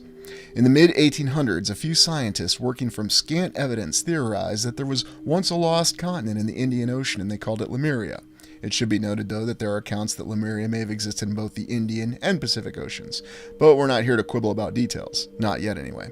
On this lost continent, some even thought there once lived a race of now extinct humans called Lemurians, and this particular article tells us that they had 4 arms and enormous hermaphroditic bodies, but nevertheless are the ancestors of modern-day humans and perhaps also lemurs. It should be noted, though, that there are probably about 8 different theories in terms of what these Lemurians actually appeared as, and of course the article decides to embrace the most far-fetched and extreme one. I wonder why they do that. And as outlandish as this all may sound, of course, the idea flourished for a time both in popular culture and some corners of the scientific community. Of course, modern science has long since debunked the idea of Lemuria altogether. Okay, so we have this account that in the distant past, scientists from the 1800s, who of course do not compare with the scientists of today because they were not as well educated, they were not as well trained and socialized in the aspects of modern science, but fortunately, modern science debunked Lemuria. But then in 2013, geologists discovered evidence of a lost continent, precisely where Lemuria was said to have existed, and the old theories started cropping up once again. So you once again have a plethora of conflicting accounts here from an article that claims to support and promote history and science. And they're talking about how they didn't trust the scientists of the 1800s, but now you can trust the scientists of today. Except, of course, when the scientists of today were proven wrong, because their debunking of the idea was in itself debunked. Very intriguing, isn't it? How and why the lost continent of Lemuria was first proposed. Let's see what the mainstream tells us about how we had this rather absurd idea that was ultimately proven about a lost continent. Lemuria theories first became popular in 1864, when British lawyer and zoologist Philip Lutley Sclater wrote a paper titled The Mammals of Madagascar. Quite a catchy title, and had it published in the Quarterly Journal of Science. Sclater observed that there were many more species of lemur in Madagascar than there were in either Africa or India, thus claiming that Madagascar was the animal's original homeland. Moreover, he proposed that what had allowed lemurs to first migrate to India and Africa from Madagascar long ago was a now lost landmass stretching across the southern Indian Ocean in a triangular shape. This continent of Lemuria, Sclater suggested, touched India's southern point, southern Africa, and western Australia, and eventually sunk to the ocean floor. So, interesting enough, it seems to move past the Indian Ocean, but I suppose it just depends what your perception is.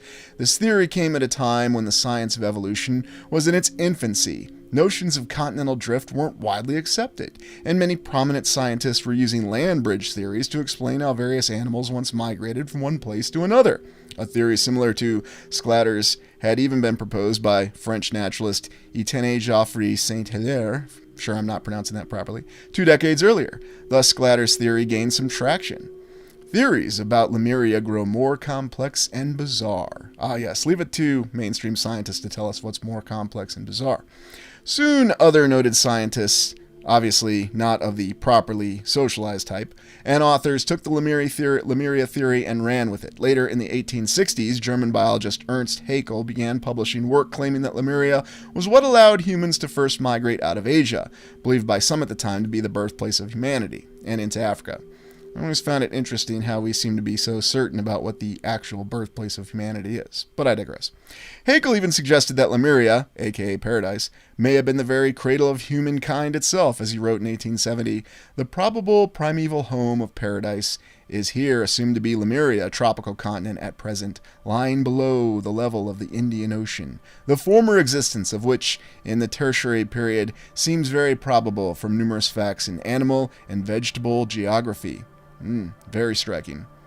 With help from Haeckel, Lemuria theories persisted through the 1800s and into the early 1900s, often discussed alongside the myth of Kumari Kandam, a proposed lost continent in the Indian Ocean that once housed a Tamil civilization. This was before modern science discovered ancient human remains in Africa that suggested that continent was actually the cradle of humankind. Ah, yes. How does modern science just discover these things? They always discover these things when they need to say something. Well, you can say they have evidence. This was also before modern seismologists understood how plate tectonics moved the once connected continents away from each other into their present forms. Of course, we've never actually seen these tectonics, but we have machines and scanners that can do actual science things that can tell us that these things really exist. So don't question it, okay? Without such knowledge, many continued to embrace the notion of Lemuria, especially after Russian occultist, medium, and author Elena Blavatsky published The Secret Doctrine in 1888, a very noted year. This book proposed the idea that there were once 7 ancient races of humanity, and that Lemuria had been the home of one of them. This 15-foot-tall, 4-armed, hermaphroditic race flourished alongside the dinosaurs. And remember, they do actually tell us which person thought about this particular theory, even though there were many other theories that indicated other aspects of what these hypothetical Lemurians may have appeared as. Fringe theories even suggested that these Lemurians evolved into the lemurs we have today. So naturally, they want to make it as fantastic as possible and cause you to simply dismiss the whole concept of the original civilization. Remember, what science proved is just that there was a continent there, not that there was any sort of civilization, because that's just absurd. It's always absurd. Afterward, Lemuria understandably found its way into novels, movies, and comic books well into the 1940s. Many people saw these works of fiction and wondered where authors and filmmakers got these fanciful ideas. Well, they got their ideas from scientists and writers about 75 years before. So once again, we have scientists deriding other scientists because they were from a different time frame. Say it isn't so. I'm always tickled when people try to tell me that doing explorations on the 1800s and questioning the origin of architecture there is insulting to those individuals, and yet here in this mainstream article, where mainstream scientists evaluate other mainstream scientists from the past, they seem to be quite derogatory towards them. I can't imagine why. Was Lemuria real? Scientists uncover surprising evidence. Fast forward to 2013. Any scientific theories of a lost continent and land bridge responsible for the migration of lemurs is gone. However, geologists have now discovered traces of a lost continent in the Indian Ocean. Scientists found fragments of granite in the ocean south of India along a shelf that extends hundreds of miles south of the country towards Mauritius. On Mauritius, geologists found zircon despite the fact that the island only came into being 2 million years ago, when thanks to plate tectonics and volcanoes, it slowly rose out of the Indian Ocean as a small landmass. Of course, we know this because we extrapolated this data from geological studies. No one actually had to be there 2 million years ago to know what happened 2 million years ago. We're very good at interpreting that. However, the zircon they found there dated to 3 billion years ago, eons before the island had even formed. Wait a minute, so we have a pretty vast discrepancy here. Last I checked, there's a huge difference between 2 million and 3 billion, but just throw numbers out there and no one will question it. What this meant, scientists theorized, was that the zircon, whatever you want to call it, had come from a much older landmass that long ago sunk into the Indian Ocean. Sclatter's story about Lemuria was true. Almost.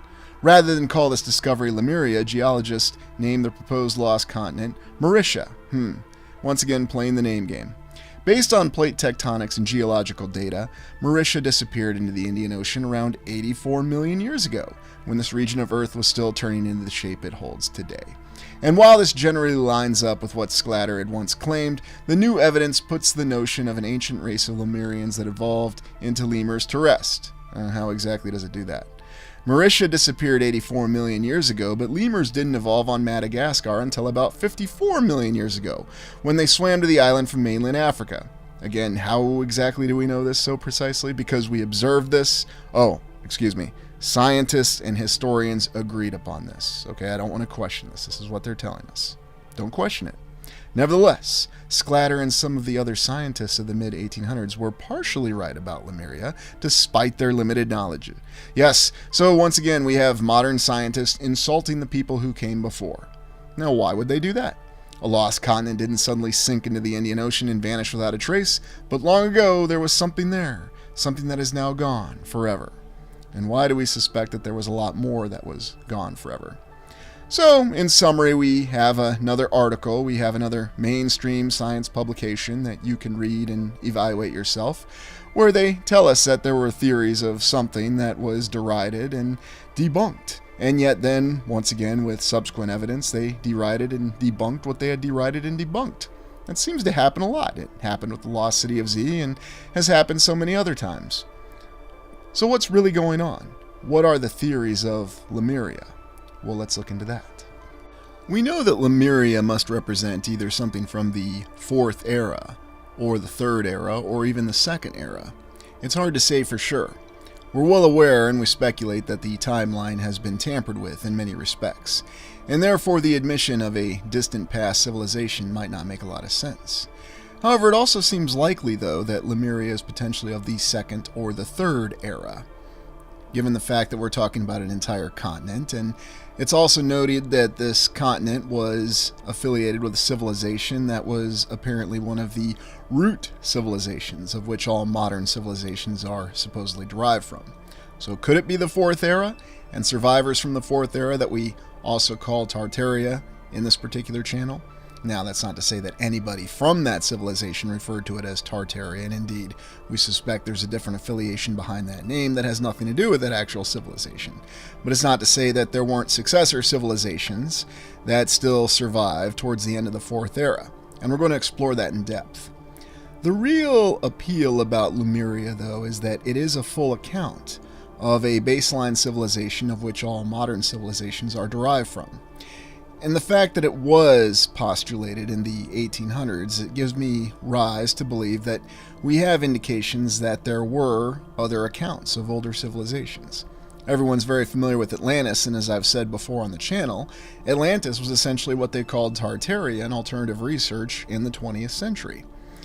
Now, what are we really referring to? Are we referring to an older civilization that was across the land or worldwide, however you want to refer to it? It's not really relevant how you refer to it. You just understand that it encompasses all the known lands. Of course, are there more than the known lands? That's another great question that we strive to answer in our explorations. We have accounts that Lemuria and or Atlantis had great technological capabilities, and that they were indeed a civilization that encompassed much of the land. Now, interestingly enough, there are other accounts that say that these were merely warlike civilizations and they were confined to simple geographical areas. Or could this simply be misinformation? It's hard to determine, and that's why we do these explorations. Perhaps the greatest evidence that we see that alludes to a civilization across the land is the similarity in construction techniques that we see. The very well-known style of the Capitol Dome buildings that we see all over the place, or what we are told is Roman Greco classical architecture style, and then of course the other confusing architectural styles. And yet, regardless of which particular era, it never ceases to amaze me where you'll see what they refer to as Roman Greco architectural style across the land, or, as we've explored more recently, Art Deco, or even Beaux Arts, or any other architectural style. So think back to the baseline behind what really inspired these architectural stylings, and we come to an actual baseline civilization, a civilization that was indeed across the land. And this account that we have of Lemuria, which would also give rise to the account of Atlantis, and as we said, Atlantis was the alternative researcher term for the pre-existing civilization that preceded our current civilization in the 20th century, then we have to really consider that these are numerous indicators that show that there's a great possibility of this pre-existing civilization. Now, the other great aspects are how Lemuria Mu, and the other pre-existing civilizations are still tied into our current civilization. It's also interesting to me that this idea never seems to die. And yet the way that the mainstream seems to address it is by going back and forth, debunking and deriding itself over the years. So it almost seems as though there is some sort of either intentional or unintentional attempt to continue to obfuscate the account. How can you even operate history in this manner if you're constantly revising things even though you're further away on the timeline? Now, what's that really telling us? Does that mean that it doesn't matter if something happened 2,000 years ago, and we have no idea of really knowing what happened 2,000 years ago because it's been changed so much in those intervening 2,000 years? Why do we always have 1,000 as the magic number for everything? This is going to last 1,000 years. Something lasted 1,000 years. Is it just because it's a good round number, or is there some significance towards it? I try not to dismiss anything on the channel, and as I've said, I still keep the mainstream account considered through every exploration. And the reason I do that is not just to give additional credibility to these explorations, but also to give us a baseline in how we're trying to gain our understanding. If the mainstream is actually trying to address many of these theories in some ways, and in many cases it is, and it's addressing them very directly, as we've seen in this case with Lemuria, although they try to confine it to statements of a continent, and how we saw they address the lost city of Z. In the end, they did admit that there was something there. And even our modern scientific principles and approaches did verify that. So what does that tell you? Well, it tells you that there seems to be a continued presence of this alternative history, even in the mainstream. I acknowledge that the 5 eras theory could be completely wrong. Perhaps there's only simply one era, and we've just had reset from reset to civilizations within that single era. Or maybe the resets were all artificially induced and there really were no hard resets except from the very beginning. Perhaps a great flood or some other facet that we're not aware of. But the fact that in so many different aspects of our current civilization, whether it's in our mainstream accounts or even our fiction, we have so many stories of these great civilizations in the past and their wondrous capabilities. And oddly enough, it seems as though, as the mainstream tries to adjust to addressing these different theories in this alternative research, we have to be weary of either misinformation or misinterpretations. And it's one of the reasons why it's very difficult. No one ever said that looking at things through an alternative perspective would be easy. Now, does that mean that we just simply discount everything? No.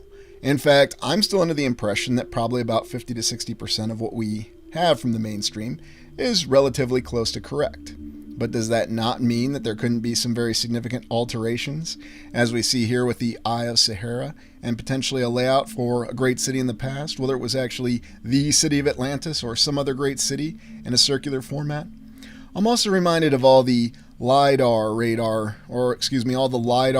that we had from the lost city of Z earlier this week, and even the underwater layouts of some of these wondrous cities. Of course, we'll be told that these are merely natural formations or there's some other legitimate explanation for them, especially in certain images. And yet in other time frames, you'll be told that, yes, this is indication of an actual civilization. If we think back to the imagery that we saw from LiDAR, showing a civilization beneath the great Amazon rainforest. So what's really going on? It seems as though there is an attempt to simply keep us confused, and as I've speculated before, the whole reason to keep us confused, such as an image like this and being told that there is no way that this was caused artificially. This is simply a natural rock formation. I don't care how many 90-degree right angles that you see in it, and I don't care how planned it seems to be, it must be natural. There's no way that human beings made this in an artificial manner. But it's always fascinating to me that we have these conflicting accounts, and one of the reasons that the 5 eras can address what we've observed so far in actual observations is that it allows us to explain the different civilizations that we see. It allows us to account for the fact that we have civilizations that have been built on top of one another. We can see that with our own eyes. We have that reinforced in our mainstream account. And then we even have that reinforced in many of our fictional accounts and our fictional stories, where they tell of previous civilizations that were the baseline civilizations or the foundation civilizations. which is why I call the first three eras the foundation eras. Who knows how far they really went with their technology? Who knows what their true capabilities were? But perhaps that's the greatest appeal of the concept of Lemuria and Atlantis. It is an account that shows us to what kind of heights that human beings can rise to if they take advantage of their full potential, instead of allowing ourselves to be subverted by other causes and other directions that we seem to be pulled into. But I'll leave this exploration to you. What do you think Lemuria was? Is it merely a continent and there's nothing more significant to it? Was it a lost baseline civilization which other civilizations are derived from? Was it set in the second era, the third era, the fourth era? Or was it something else entirely? Do you have your own theories? Let me know in the comments. I want to know what your thoughts are on it. We're going to continue looking into Lemuria.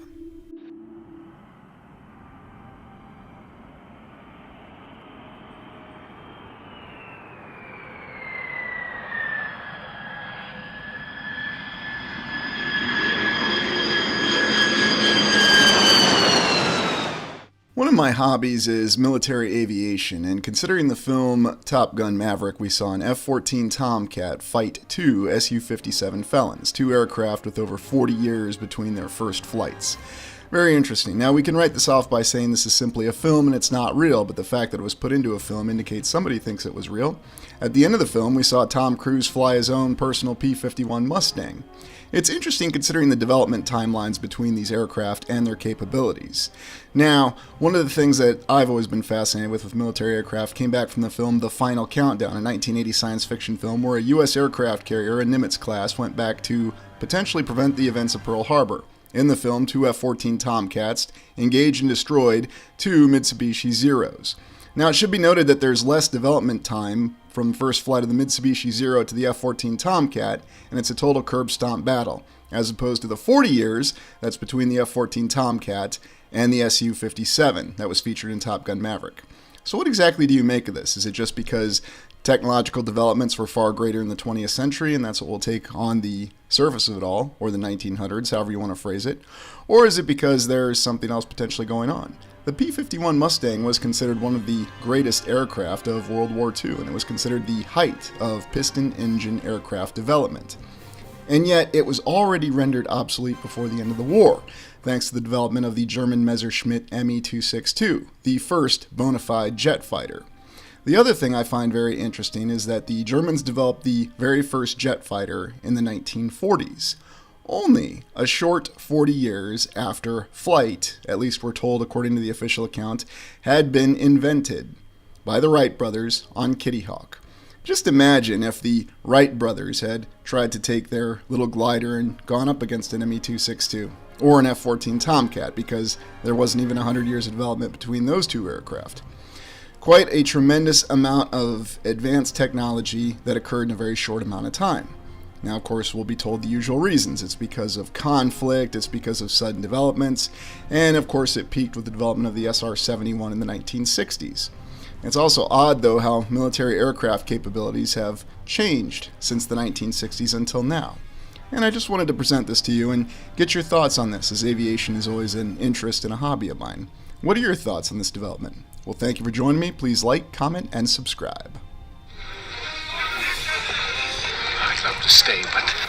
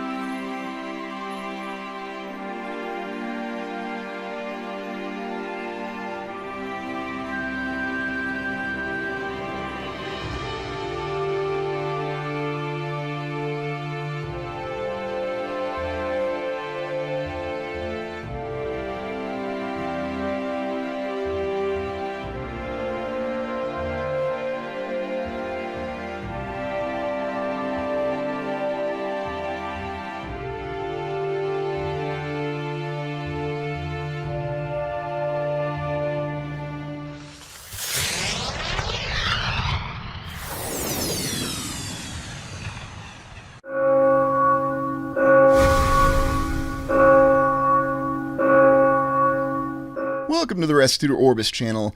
In our explorations, we've come across many very unique buildings across the land, whether we're in Asia, Europe, North America, South America, Australia, and many other great locations. We have buildings that defy simple explanation, unless of course you accept the explanation you're given from the mainstream and don't ask any follow-up questions, such as a great Capitol building in Utah, in the middle of really nowhere. Well, today we're going to look at some of the best examples of evidence from the Old World. And our first example is going to be Conde de Lippe Fort, or Fort of Our Lady of Grace, founded in 1763 to 1792 in the great land of Portugal. Supposedly, this particular fort was part of a defensive network of forts that was to protect Portugal from invasion, namely from Spain, and then subsequently by the forces of Napoleon during the Napoleonic conflict. And here we have our classic star fort. Now, on the channel, I've come up with an alternate name for star forts, and I'll explain that. I call them geometrically precise foundation structures. Now, it may seem like it's a complicated name, perhaps it's a little overly elaborate, but oftentimes I feel that what we see of what are called the star forts, or the starburst forts, or in this case, the star sword fort, as you could call this one, is that what we're seeing is merely the top of a very elaborate foundation structure, and we have examples of previous civilizations building on top of former civilizations. The military value of this particular structure is very questionable at best. And the reason I say that is because while so much effort has been put into establishing these elaborate fortifications according to the mainstream account, it doesn't seem to have great military value.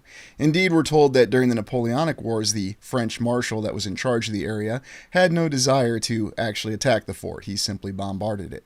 And indeed, if you look at the surrounding terrain yourself, you'll see that bypassing the fort is not really that difficult for any military formation, at least what we're told they looked like in the early 1800s to this day. Unless, of course, you're at the National Training Center for the United States Army, and as part of the exercise directive, you have to attack the fortification, because, it makes sense.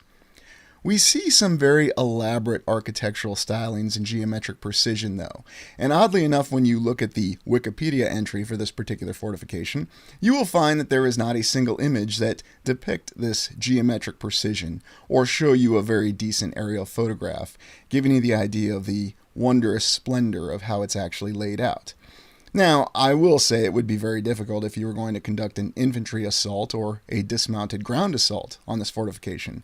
But as I said, from a tactical or operational military perspective, it would be very easy to bypass, and indeed it would make the most sense to bypass, or just simply ignore it. So it makes a lot more sense that really what we're seeing is that this formation, this structure, had a much different purpose and function than what we're told. And based on the wonders and beauty that we see, looking at the precision of each layout of each aspect of this particular fort, it seems to indicate a much different purpose. Now, were these star forts or these starburst formations part of some vastly different overall apparatus that may be larger machinery that's still underground and possibly incapacitated at this time with the passage of time and previous resets? I believe those are all highly likely explanations. Now, I'm sure someone will simply say, speculation, I'm not watching anymore, and that's perfectly fine. You need to have creativity and imagination if you want to be an actual human being and go anywhere in your life, and if you opt not to, that's your decision, and I won't hold it against you, and I'm sure no one else will either. But when you look at a structure and a formation such as this, you can see that there's a lot of beauty and grandeur that went into its original design and construction. And I just find it very difficult to believe that even when we look at some of the other intricacies of the construction close up and from the ground, that someone in 1760 to 1790 would be designing such a precise formation. And of course, I always pose the question to anybody watching right now, do you think that we could actually build a structure like this today, even with all the great heavy machinery that we have? And typically the answer will be no. We cannot do this today, and there's a variety of explanations given for why we can't do this today. And the first one will be, we're simply not inclined. There's no reason to do this today. And then we have the other explanation. We have so many great safety standards. Of course, in the past, if they were neglecting safety standards, you would run out of workers and labor very quickly. But of course, we're also expected to believe that there was an infinite source of labor.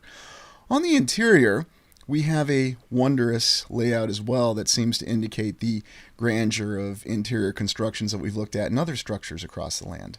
But one of the reasons why I believe that this particular structure is some of the greatest old world evidence that we have is we have clear evidence, and even the mainstream agrees, that we're building on top of previous civilizations. Now, typically what they'll tell us is that we're building on top of Roman fortifications or earlier medieval kingdom fortifications, and that Spain and Portugal had this ongoing conflict, and it only makes perfect sense. And as I said, the military value of this very well-constructed fort is dubious at best. And as I said, it would only make sense if you were at the National Training Center for the United States Army in the Mojave, California, where of course you have to attack a fortification in the middle of nowhere because it's part of the exercise control plan. I mean, the operations group commander's not going to get a good officer evaluation report unless the attack happens. When you look, though, at this fortification, you do see things that would give you the inclination that it was used for military purposes. And yet, I see a more advanced construction and more advanced material when you look at what is supposedly a trench here. Now, there isn't an account that the French actually bombarded this fort, and the only thing they managed to achieve was knocking off a chimney from this structure on top that we're told is either the governor's residence or what have you when you look at the various accounts of this structure. And I'm attempting to look at this structure with more of an objective eye, not considering the mainstream accounts so much, because I believe that there's a lot more in the actual history depicted in the construction. And this is a structure that you can go and visit to this day, and you can do your own analysis, and perhaps you disagree with me, and that's perfectly okay.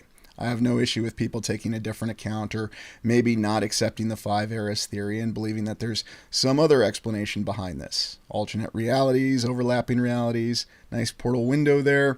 What exactly is behind the real origin, though, with this structure? And the more of these structures that you actually get around and experience in person, which is what I greatly recommend. I mean, these videos are wonderful. It's great to see images and do analysis. But if you have the means and if you have something that's nearby, and I assure you there are old world structures nearby wherever you are in the land, go and visit them in person. Interact with them.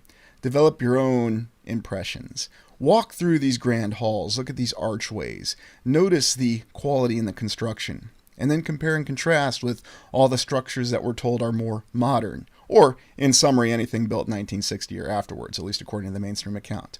Let me know what your impressions are. Let me know how you feel when you're actually there in person. But there are other aspects of this structure that stand out, such as the way it appears in different lighting, whether it's the natural lighting of the sun during the day, or if it's lighting at night. I'm always fascinated by how the color palette varies so extravagantly, depending on what perspective we have of the structure. This is the primary image that you'll get when you look it up on Wikipedia, and as I said, they don't have any of the many aerial photographs or images that show the precision of geometric layout of what we're told is this fort. And of course, they tell us it's a fort, and they reinforce the nature that, yes, this is a fort. And regardless of its dubious military value, we do see some more intricate construction here in this gateway. Now, why does this need to be so ornate if this is just simply for a military structure? You figure it would be functional. But we'll be told that, well, back in the 1700s and during those early Napoleonic days, we wanted to have beautiful artistic layouts to our gates. We needed to put a lion over it. Even this tower is very impressive, and we certainly see many other examples of these towers, and yet we oftentimes hypothesize that these are actually from some other civilization and they had some other purpose. Because there is very limited to no direct accounts of direct assaults upon these particular fortifications. So did any of these so-called star forts actually work in terms of their intended military purpose? Did they change the outcome of a campaign or a war? And the answer predominantly is no. I mean, you may as well say that the Maginot Line in World War II was actually quite effective. And indeed, there's the military maximum that fixed fortifications are merely a monument to the stupidity of humanity. But I don't simply accept that as an overall explanation. In my mind, what we're seeing here is the architectural achievements of another civilization that actually valued geometric precision, artistic beauty, and inspiration in what they yielded for their structures. And indeed, that's what you see here. Or maybe you're just going to accept that the lion's head is just to look cool and it's just to motivate the defenders of the fort. And if that's what you feel, let me know in the comments. But again, we see this, and this is not the only example. This is just one of the most striking examples we have, and I dare say this is the quintessential star fort in Portugal. But you can find star forts all across the land, and we've looked at them before, especially in the New Orleans exploration and the St. Augustine, Florida exploration. The interior, of course, we're going to be told is for religious purposes, and yet at the same time, we see the wondrous achievements of beautiful interior construction with patterns that we might not associate with the classic three main religions that we have in the land today. Well, let's move on to our next evidence, and we'll look at the Royang Hotel, built 1987 to 1992, and then the exterior was completed in the early 2010s. Now, very interesting structure in the capital of North Korea that's been looked at before. Now, we'll be told that North Korea simply wanted to replicate and exceed the great achievements of the West, or at least the West in Asia. And here we can see in this diagram the wonders of this particular structure. This unique pyramid building. Construction began in 1987, contains 3.9 million square feet of floor space. Should have opened in 89, but they had an economic disaster, and despite having 3,000 rooms and despite the entire nation being dedicated to completing this structure, they had to finish it later.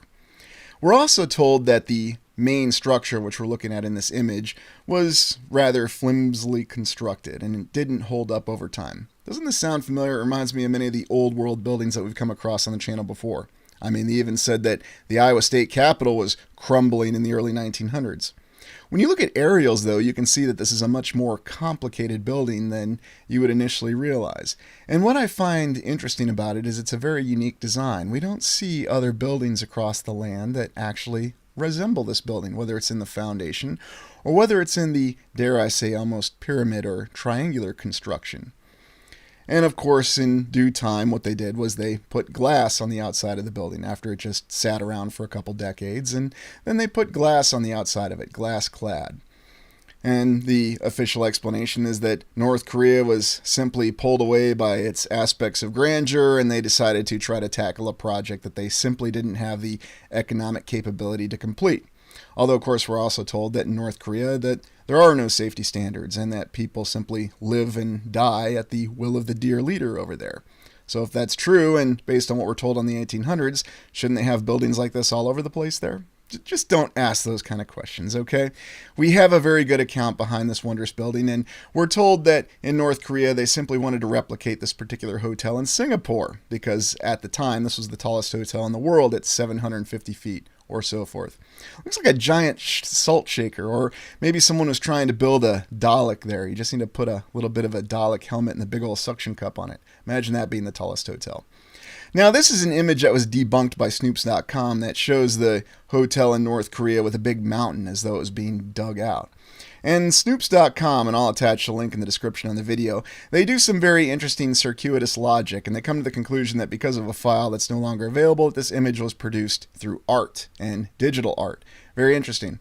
Although there is another image that's distinctly different, and I don't know if they were talking about the same image or if they were suggesting that this other image was also produced by digital art. It's intriguing to me, though, that the good individuals at Snoops.com don't ever bother looking at the construction images of, say, the Cathedral of Learning in Pennsylvania, or many of the other structures we've looked at, such as my favorite pillar or my favorite column construction photo from the Civil Courts building in St. Louis, where that guy was holding on to the edge of the column with his foot, because why would anybody want to analyze that? I wonder if Snoops.com is closely affiliated with Brian Dunning. So we really don't have great construction images of this building, and in my humble estimation, any one of them are very questionable. And of course that can be explained because we'll say it was North Korea, it's a closed society, they don't want anybody in the West to know about their achievements or their challenges. And of course we'll be told that the building just simply sat like this for a couple decades, which in and of itself, whether those mountain photos are true images or not, that we saw where it looked like the building was being dug out of the mountain, it is very peculiar that this structure just stood around for a couple decades. Why didn't the dear leader just simply direct everyone to drop what they were doing and finish the building? I mean, national pride was at stake here. We have even more peculiar construction photos of the very top of the building. And of course, they put a big old crane on the top of it. And yes, a very high quality image here that even though it was the 1980s and 1990s, we can explain away by saying that photography just hadn't advanced in North Korea to where we could get a very nice image that we couldn't question. And here we have the great effort where they put all the glass on the exterior of the building, making it a more modern glass-clad building. I always find that so intriguing that, modernity is reflected in the 20th and the 21st century by glass and steel. We've got a lot of glass for you. We need more glass. Now, looking at some of the images, you can try to make a bit of an assessment in terms of the interior structure or the skeleton of the building, if you will. And it's kind of hard to assess exactly what it was. Now, the reality was I wasn't actually there when it was constructed, and I don't know anybody else who was there when it was constructed, which is quite intriguing, and I don't think we're going to have anybody from North Korea who was involved in the construction get on the comments. You never know, we might. The interior images, though, of this hotel are very limited, and it's also called the Hotel of Doom, and it has many other rumors associated with it, which is no real surprise. Now, could this be an actual interior photo of the hotel? Perhaps. But then again, looking at some of the other exterior images, it's very hard to tell for sure what we're really looking at with this particular structure. I mean, we know it's there, even though the article on Snoops.com even questions if the building's there, at least the way they wrote it. It's quite intriguing when you think about it.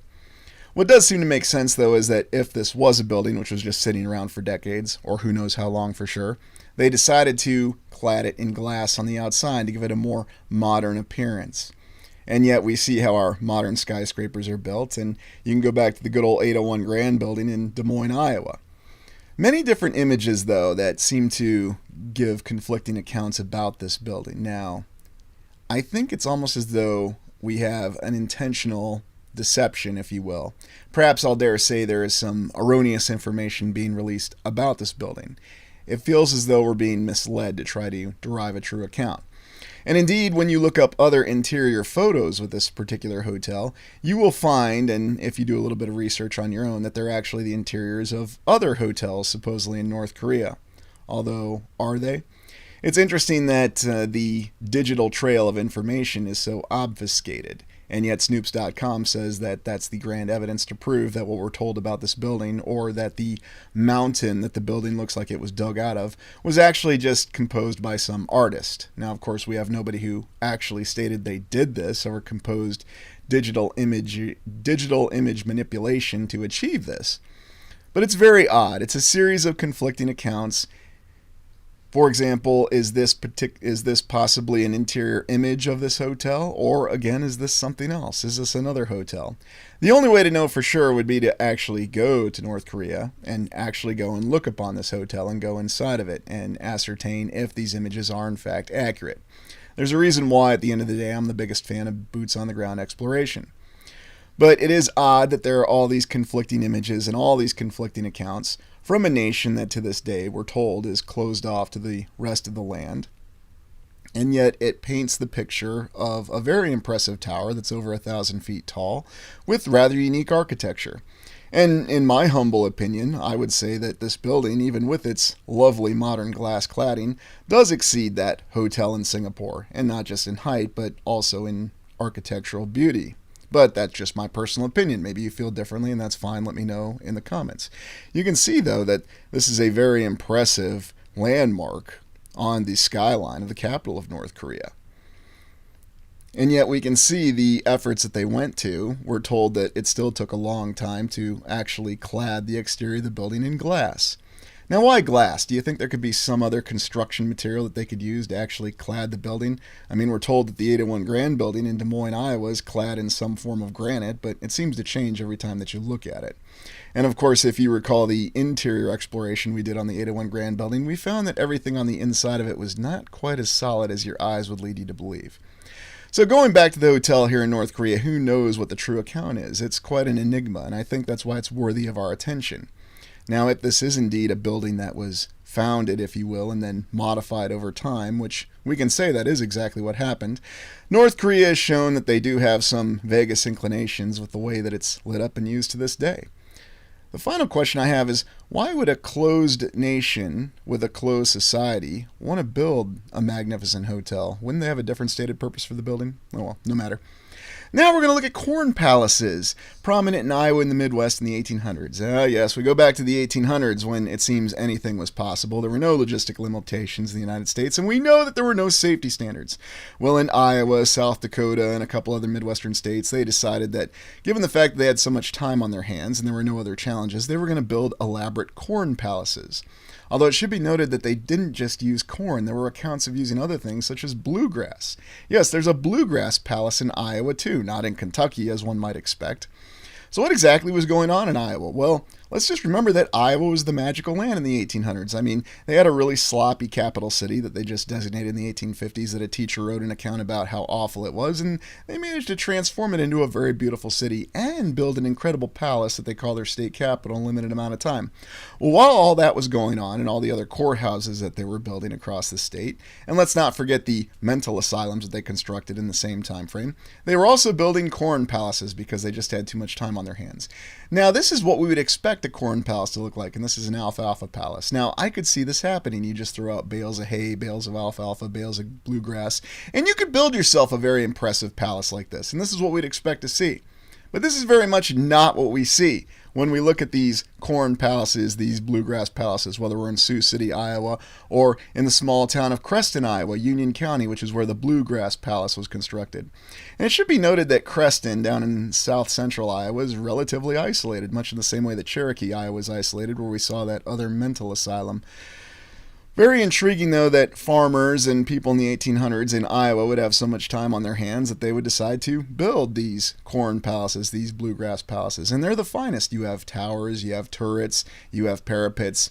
You even have very well-designed windows with very intricate designs and construction and archway entryways. So this is not just simply a pile of hay or some other crop that somebody piled up. This looks like an actual structure.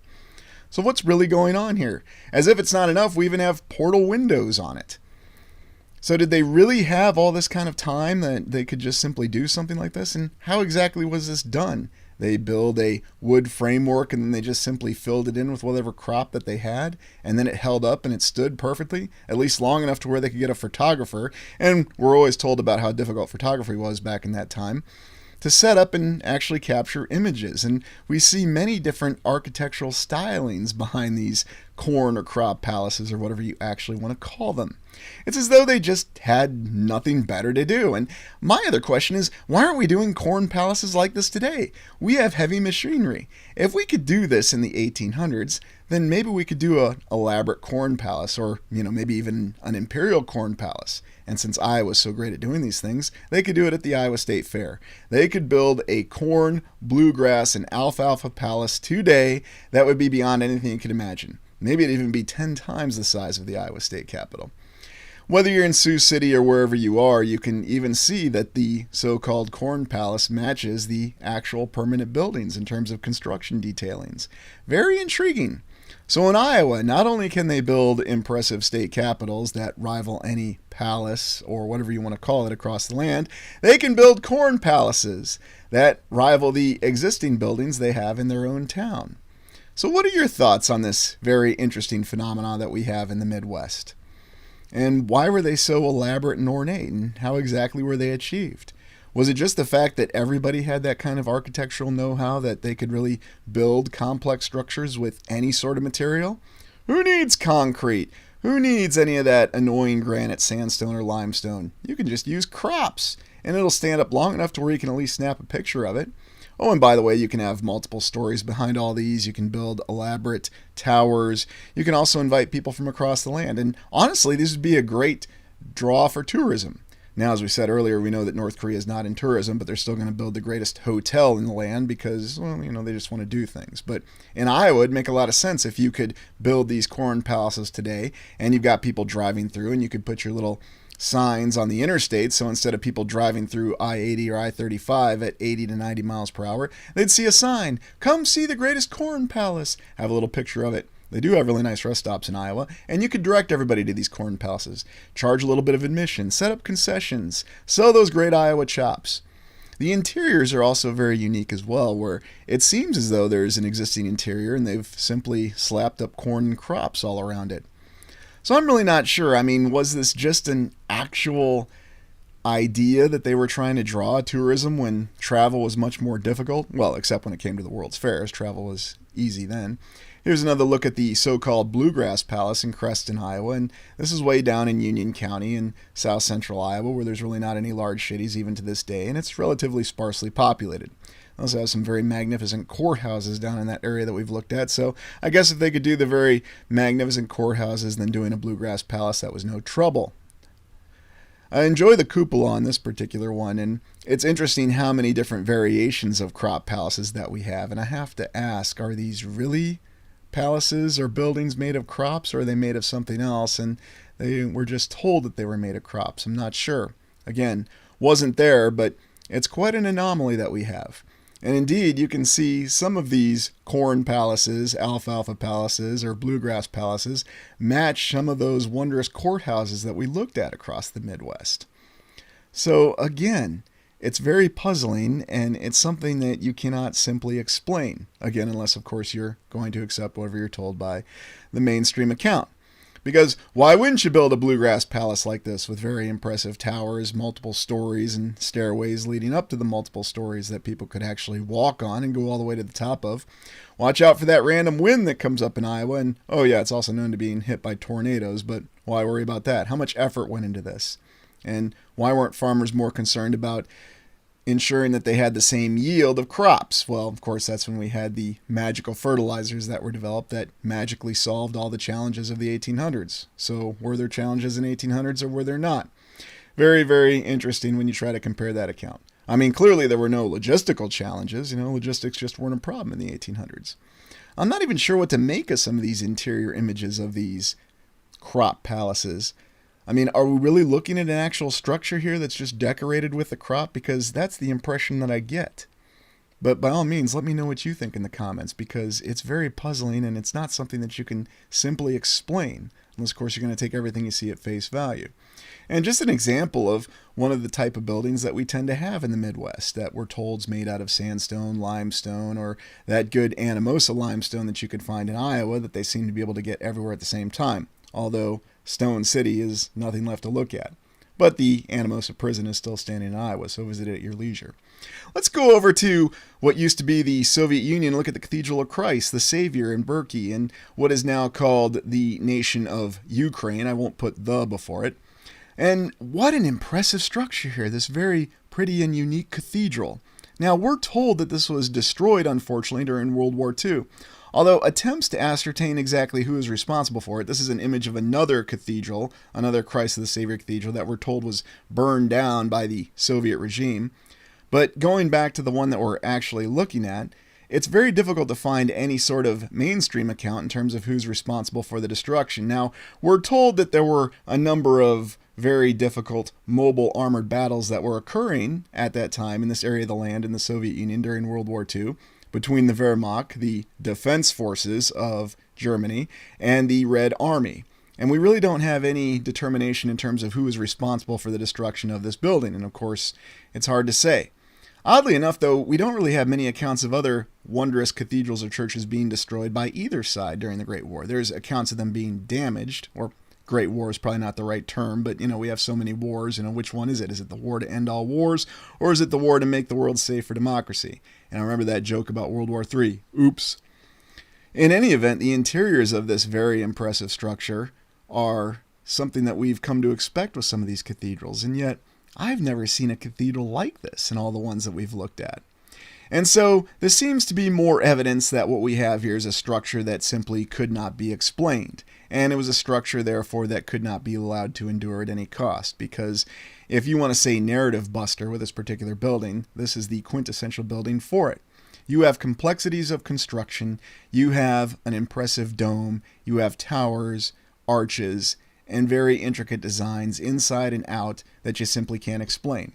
And it should be noted that this particular area that this cathedral was constructed in was very sparsely populated. So it's a similar account to some of the other wondrous churches that we see, and I'll just go back to my favorite example of Iowa, because in Dyersville we have that very large basilica in a town of a couple thousand people, and then in a township a town that's unincorporated of 75 people, they have a very large cathedral, or church as they call it, which is quite hilarious. In the unincorporated town of Petersburg, Iowa. Again, I really wonder what kind of glories were lost with this building and how exactly was it destroyed during World War II. And I was quite puzzled about the fact that I couldn't find any more specified account about how this building was destroyed. Did the Luftwaffe bomb it? Did the Red Air Force bomb it? Did somebody else bomb it? Was it caught in the middle of a ground battle? Did Manstein have some tanks run over it and after they blasted it? It's amazing some of the things that they'll tell us, even though we know that they're not exactly feasible as in terms of how they instructed us the building was actually destroyed. And yes, I say instructed very directly. But what really was lost in this structure? The exterior is extremely impressive, and again, there are very few structures I've seen that actually match its beauty and its ornate detail. And this is one of the primary clues that we have that there were other great structures in the distant past. That some of those structures did survive to reach us, but the ones that seem to have been deemed that they were a little bit too elaborate, well, they met with a very unfortunate end. Although I also have the theory that some of the structures simply cannot be torn down. Now, it may be that we lack the means, or it may be that someone knows that tearing down some of these structures may have other undesired effects, which could further destabilize a land which currently does have many destabilized effects because of past resets, or even technology that past civilizations looked into and explored that wasn't exactly stable. It's hard to say, but we have numerous indicators of this, and we're going to explore this as we go forward. Although I have to admit, there are some issues with the five eras theory. There are some issues that don't actually answer all the questions we have, and there are numerous examples, such as Art Deco, that seem to go outside the established timeline. Although I think it's important to remember is that everything that we're going off of is the same information that we're given, whether it's the actual historical chronology or what. And I'll just leave off on saying that the five eras theory is just that. It's just a theory. There could only be one era with major transitional events that occurred. Perhaps someone more influential or more capable than myself can actually solve the riddle. Well, I appreciate you joining me for this exploration, and I wish you all well.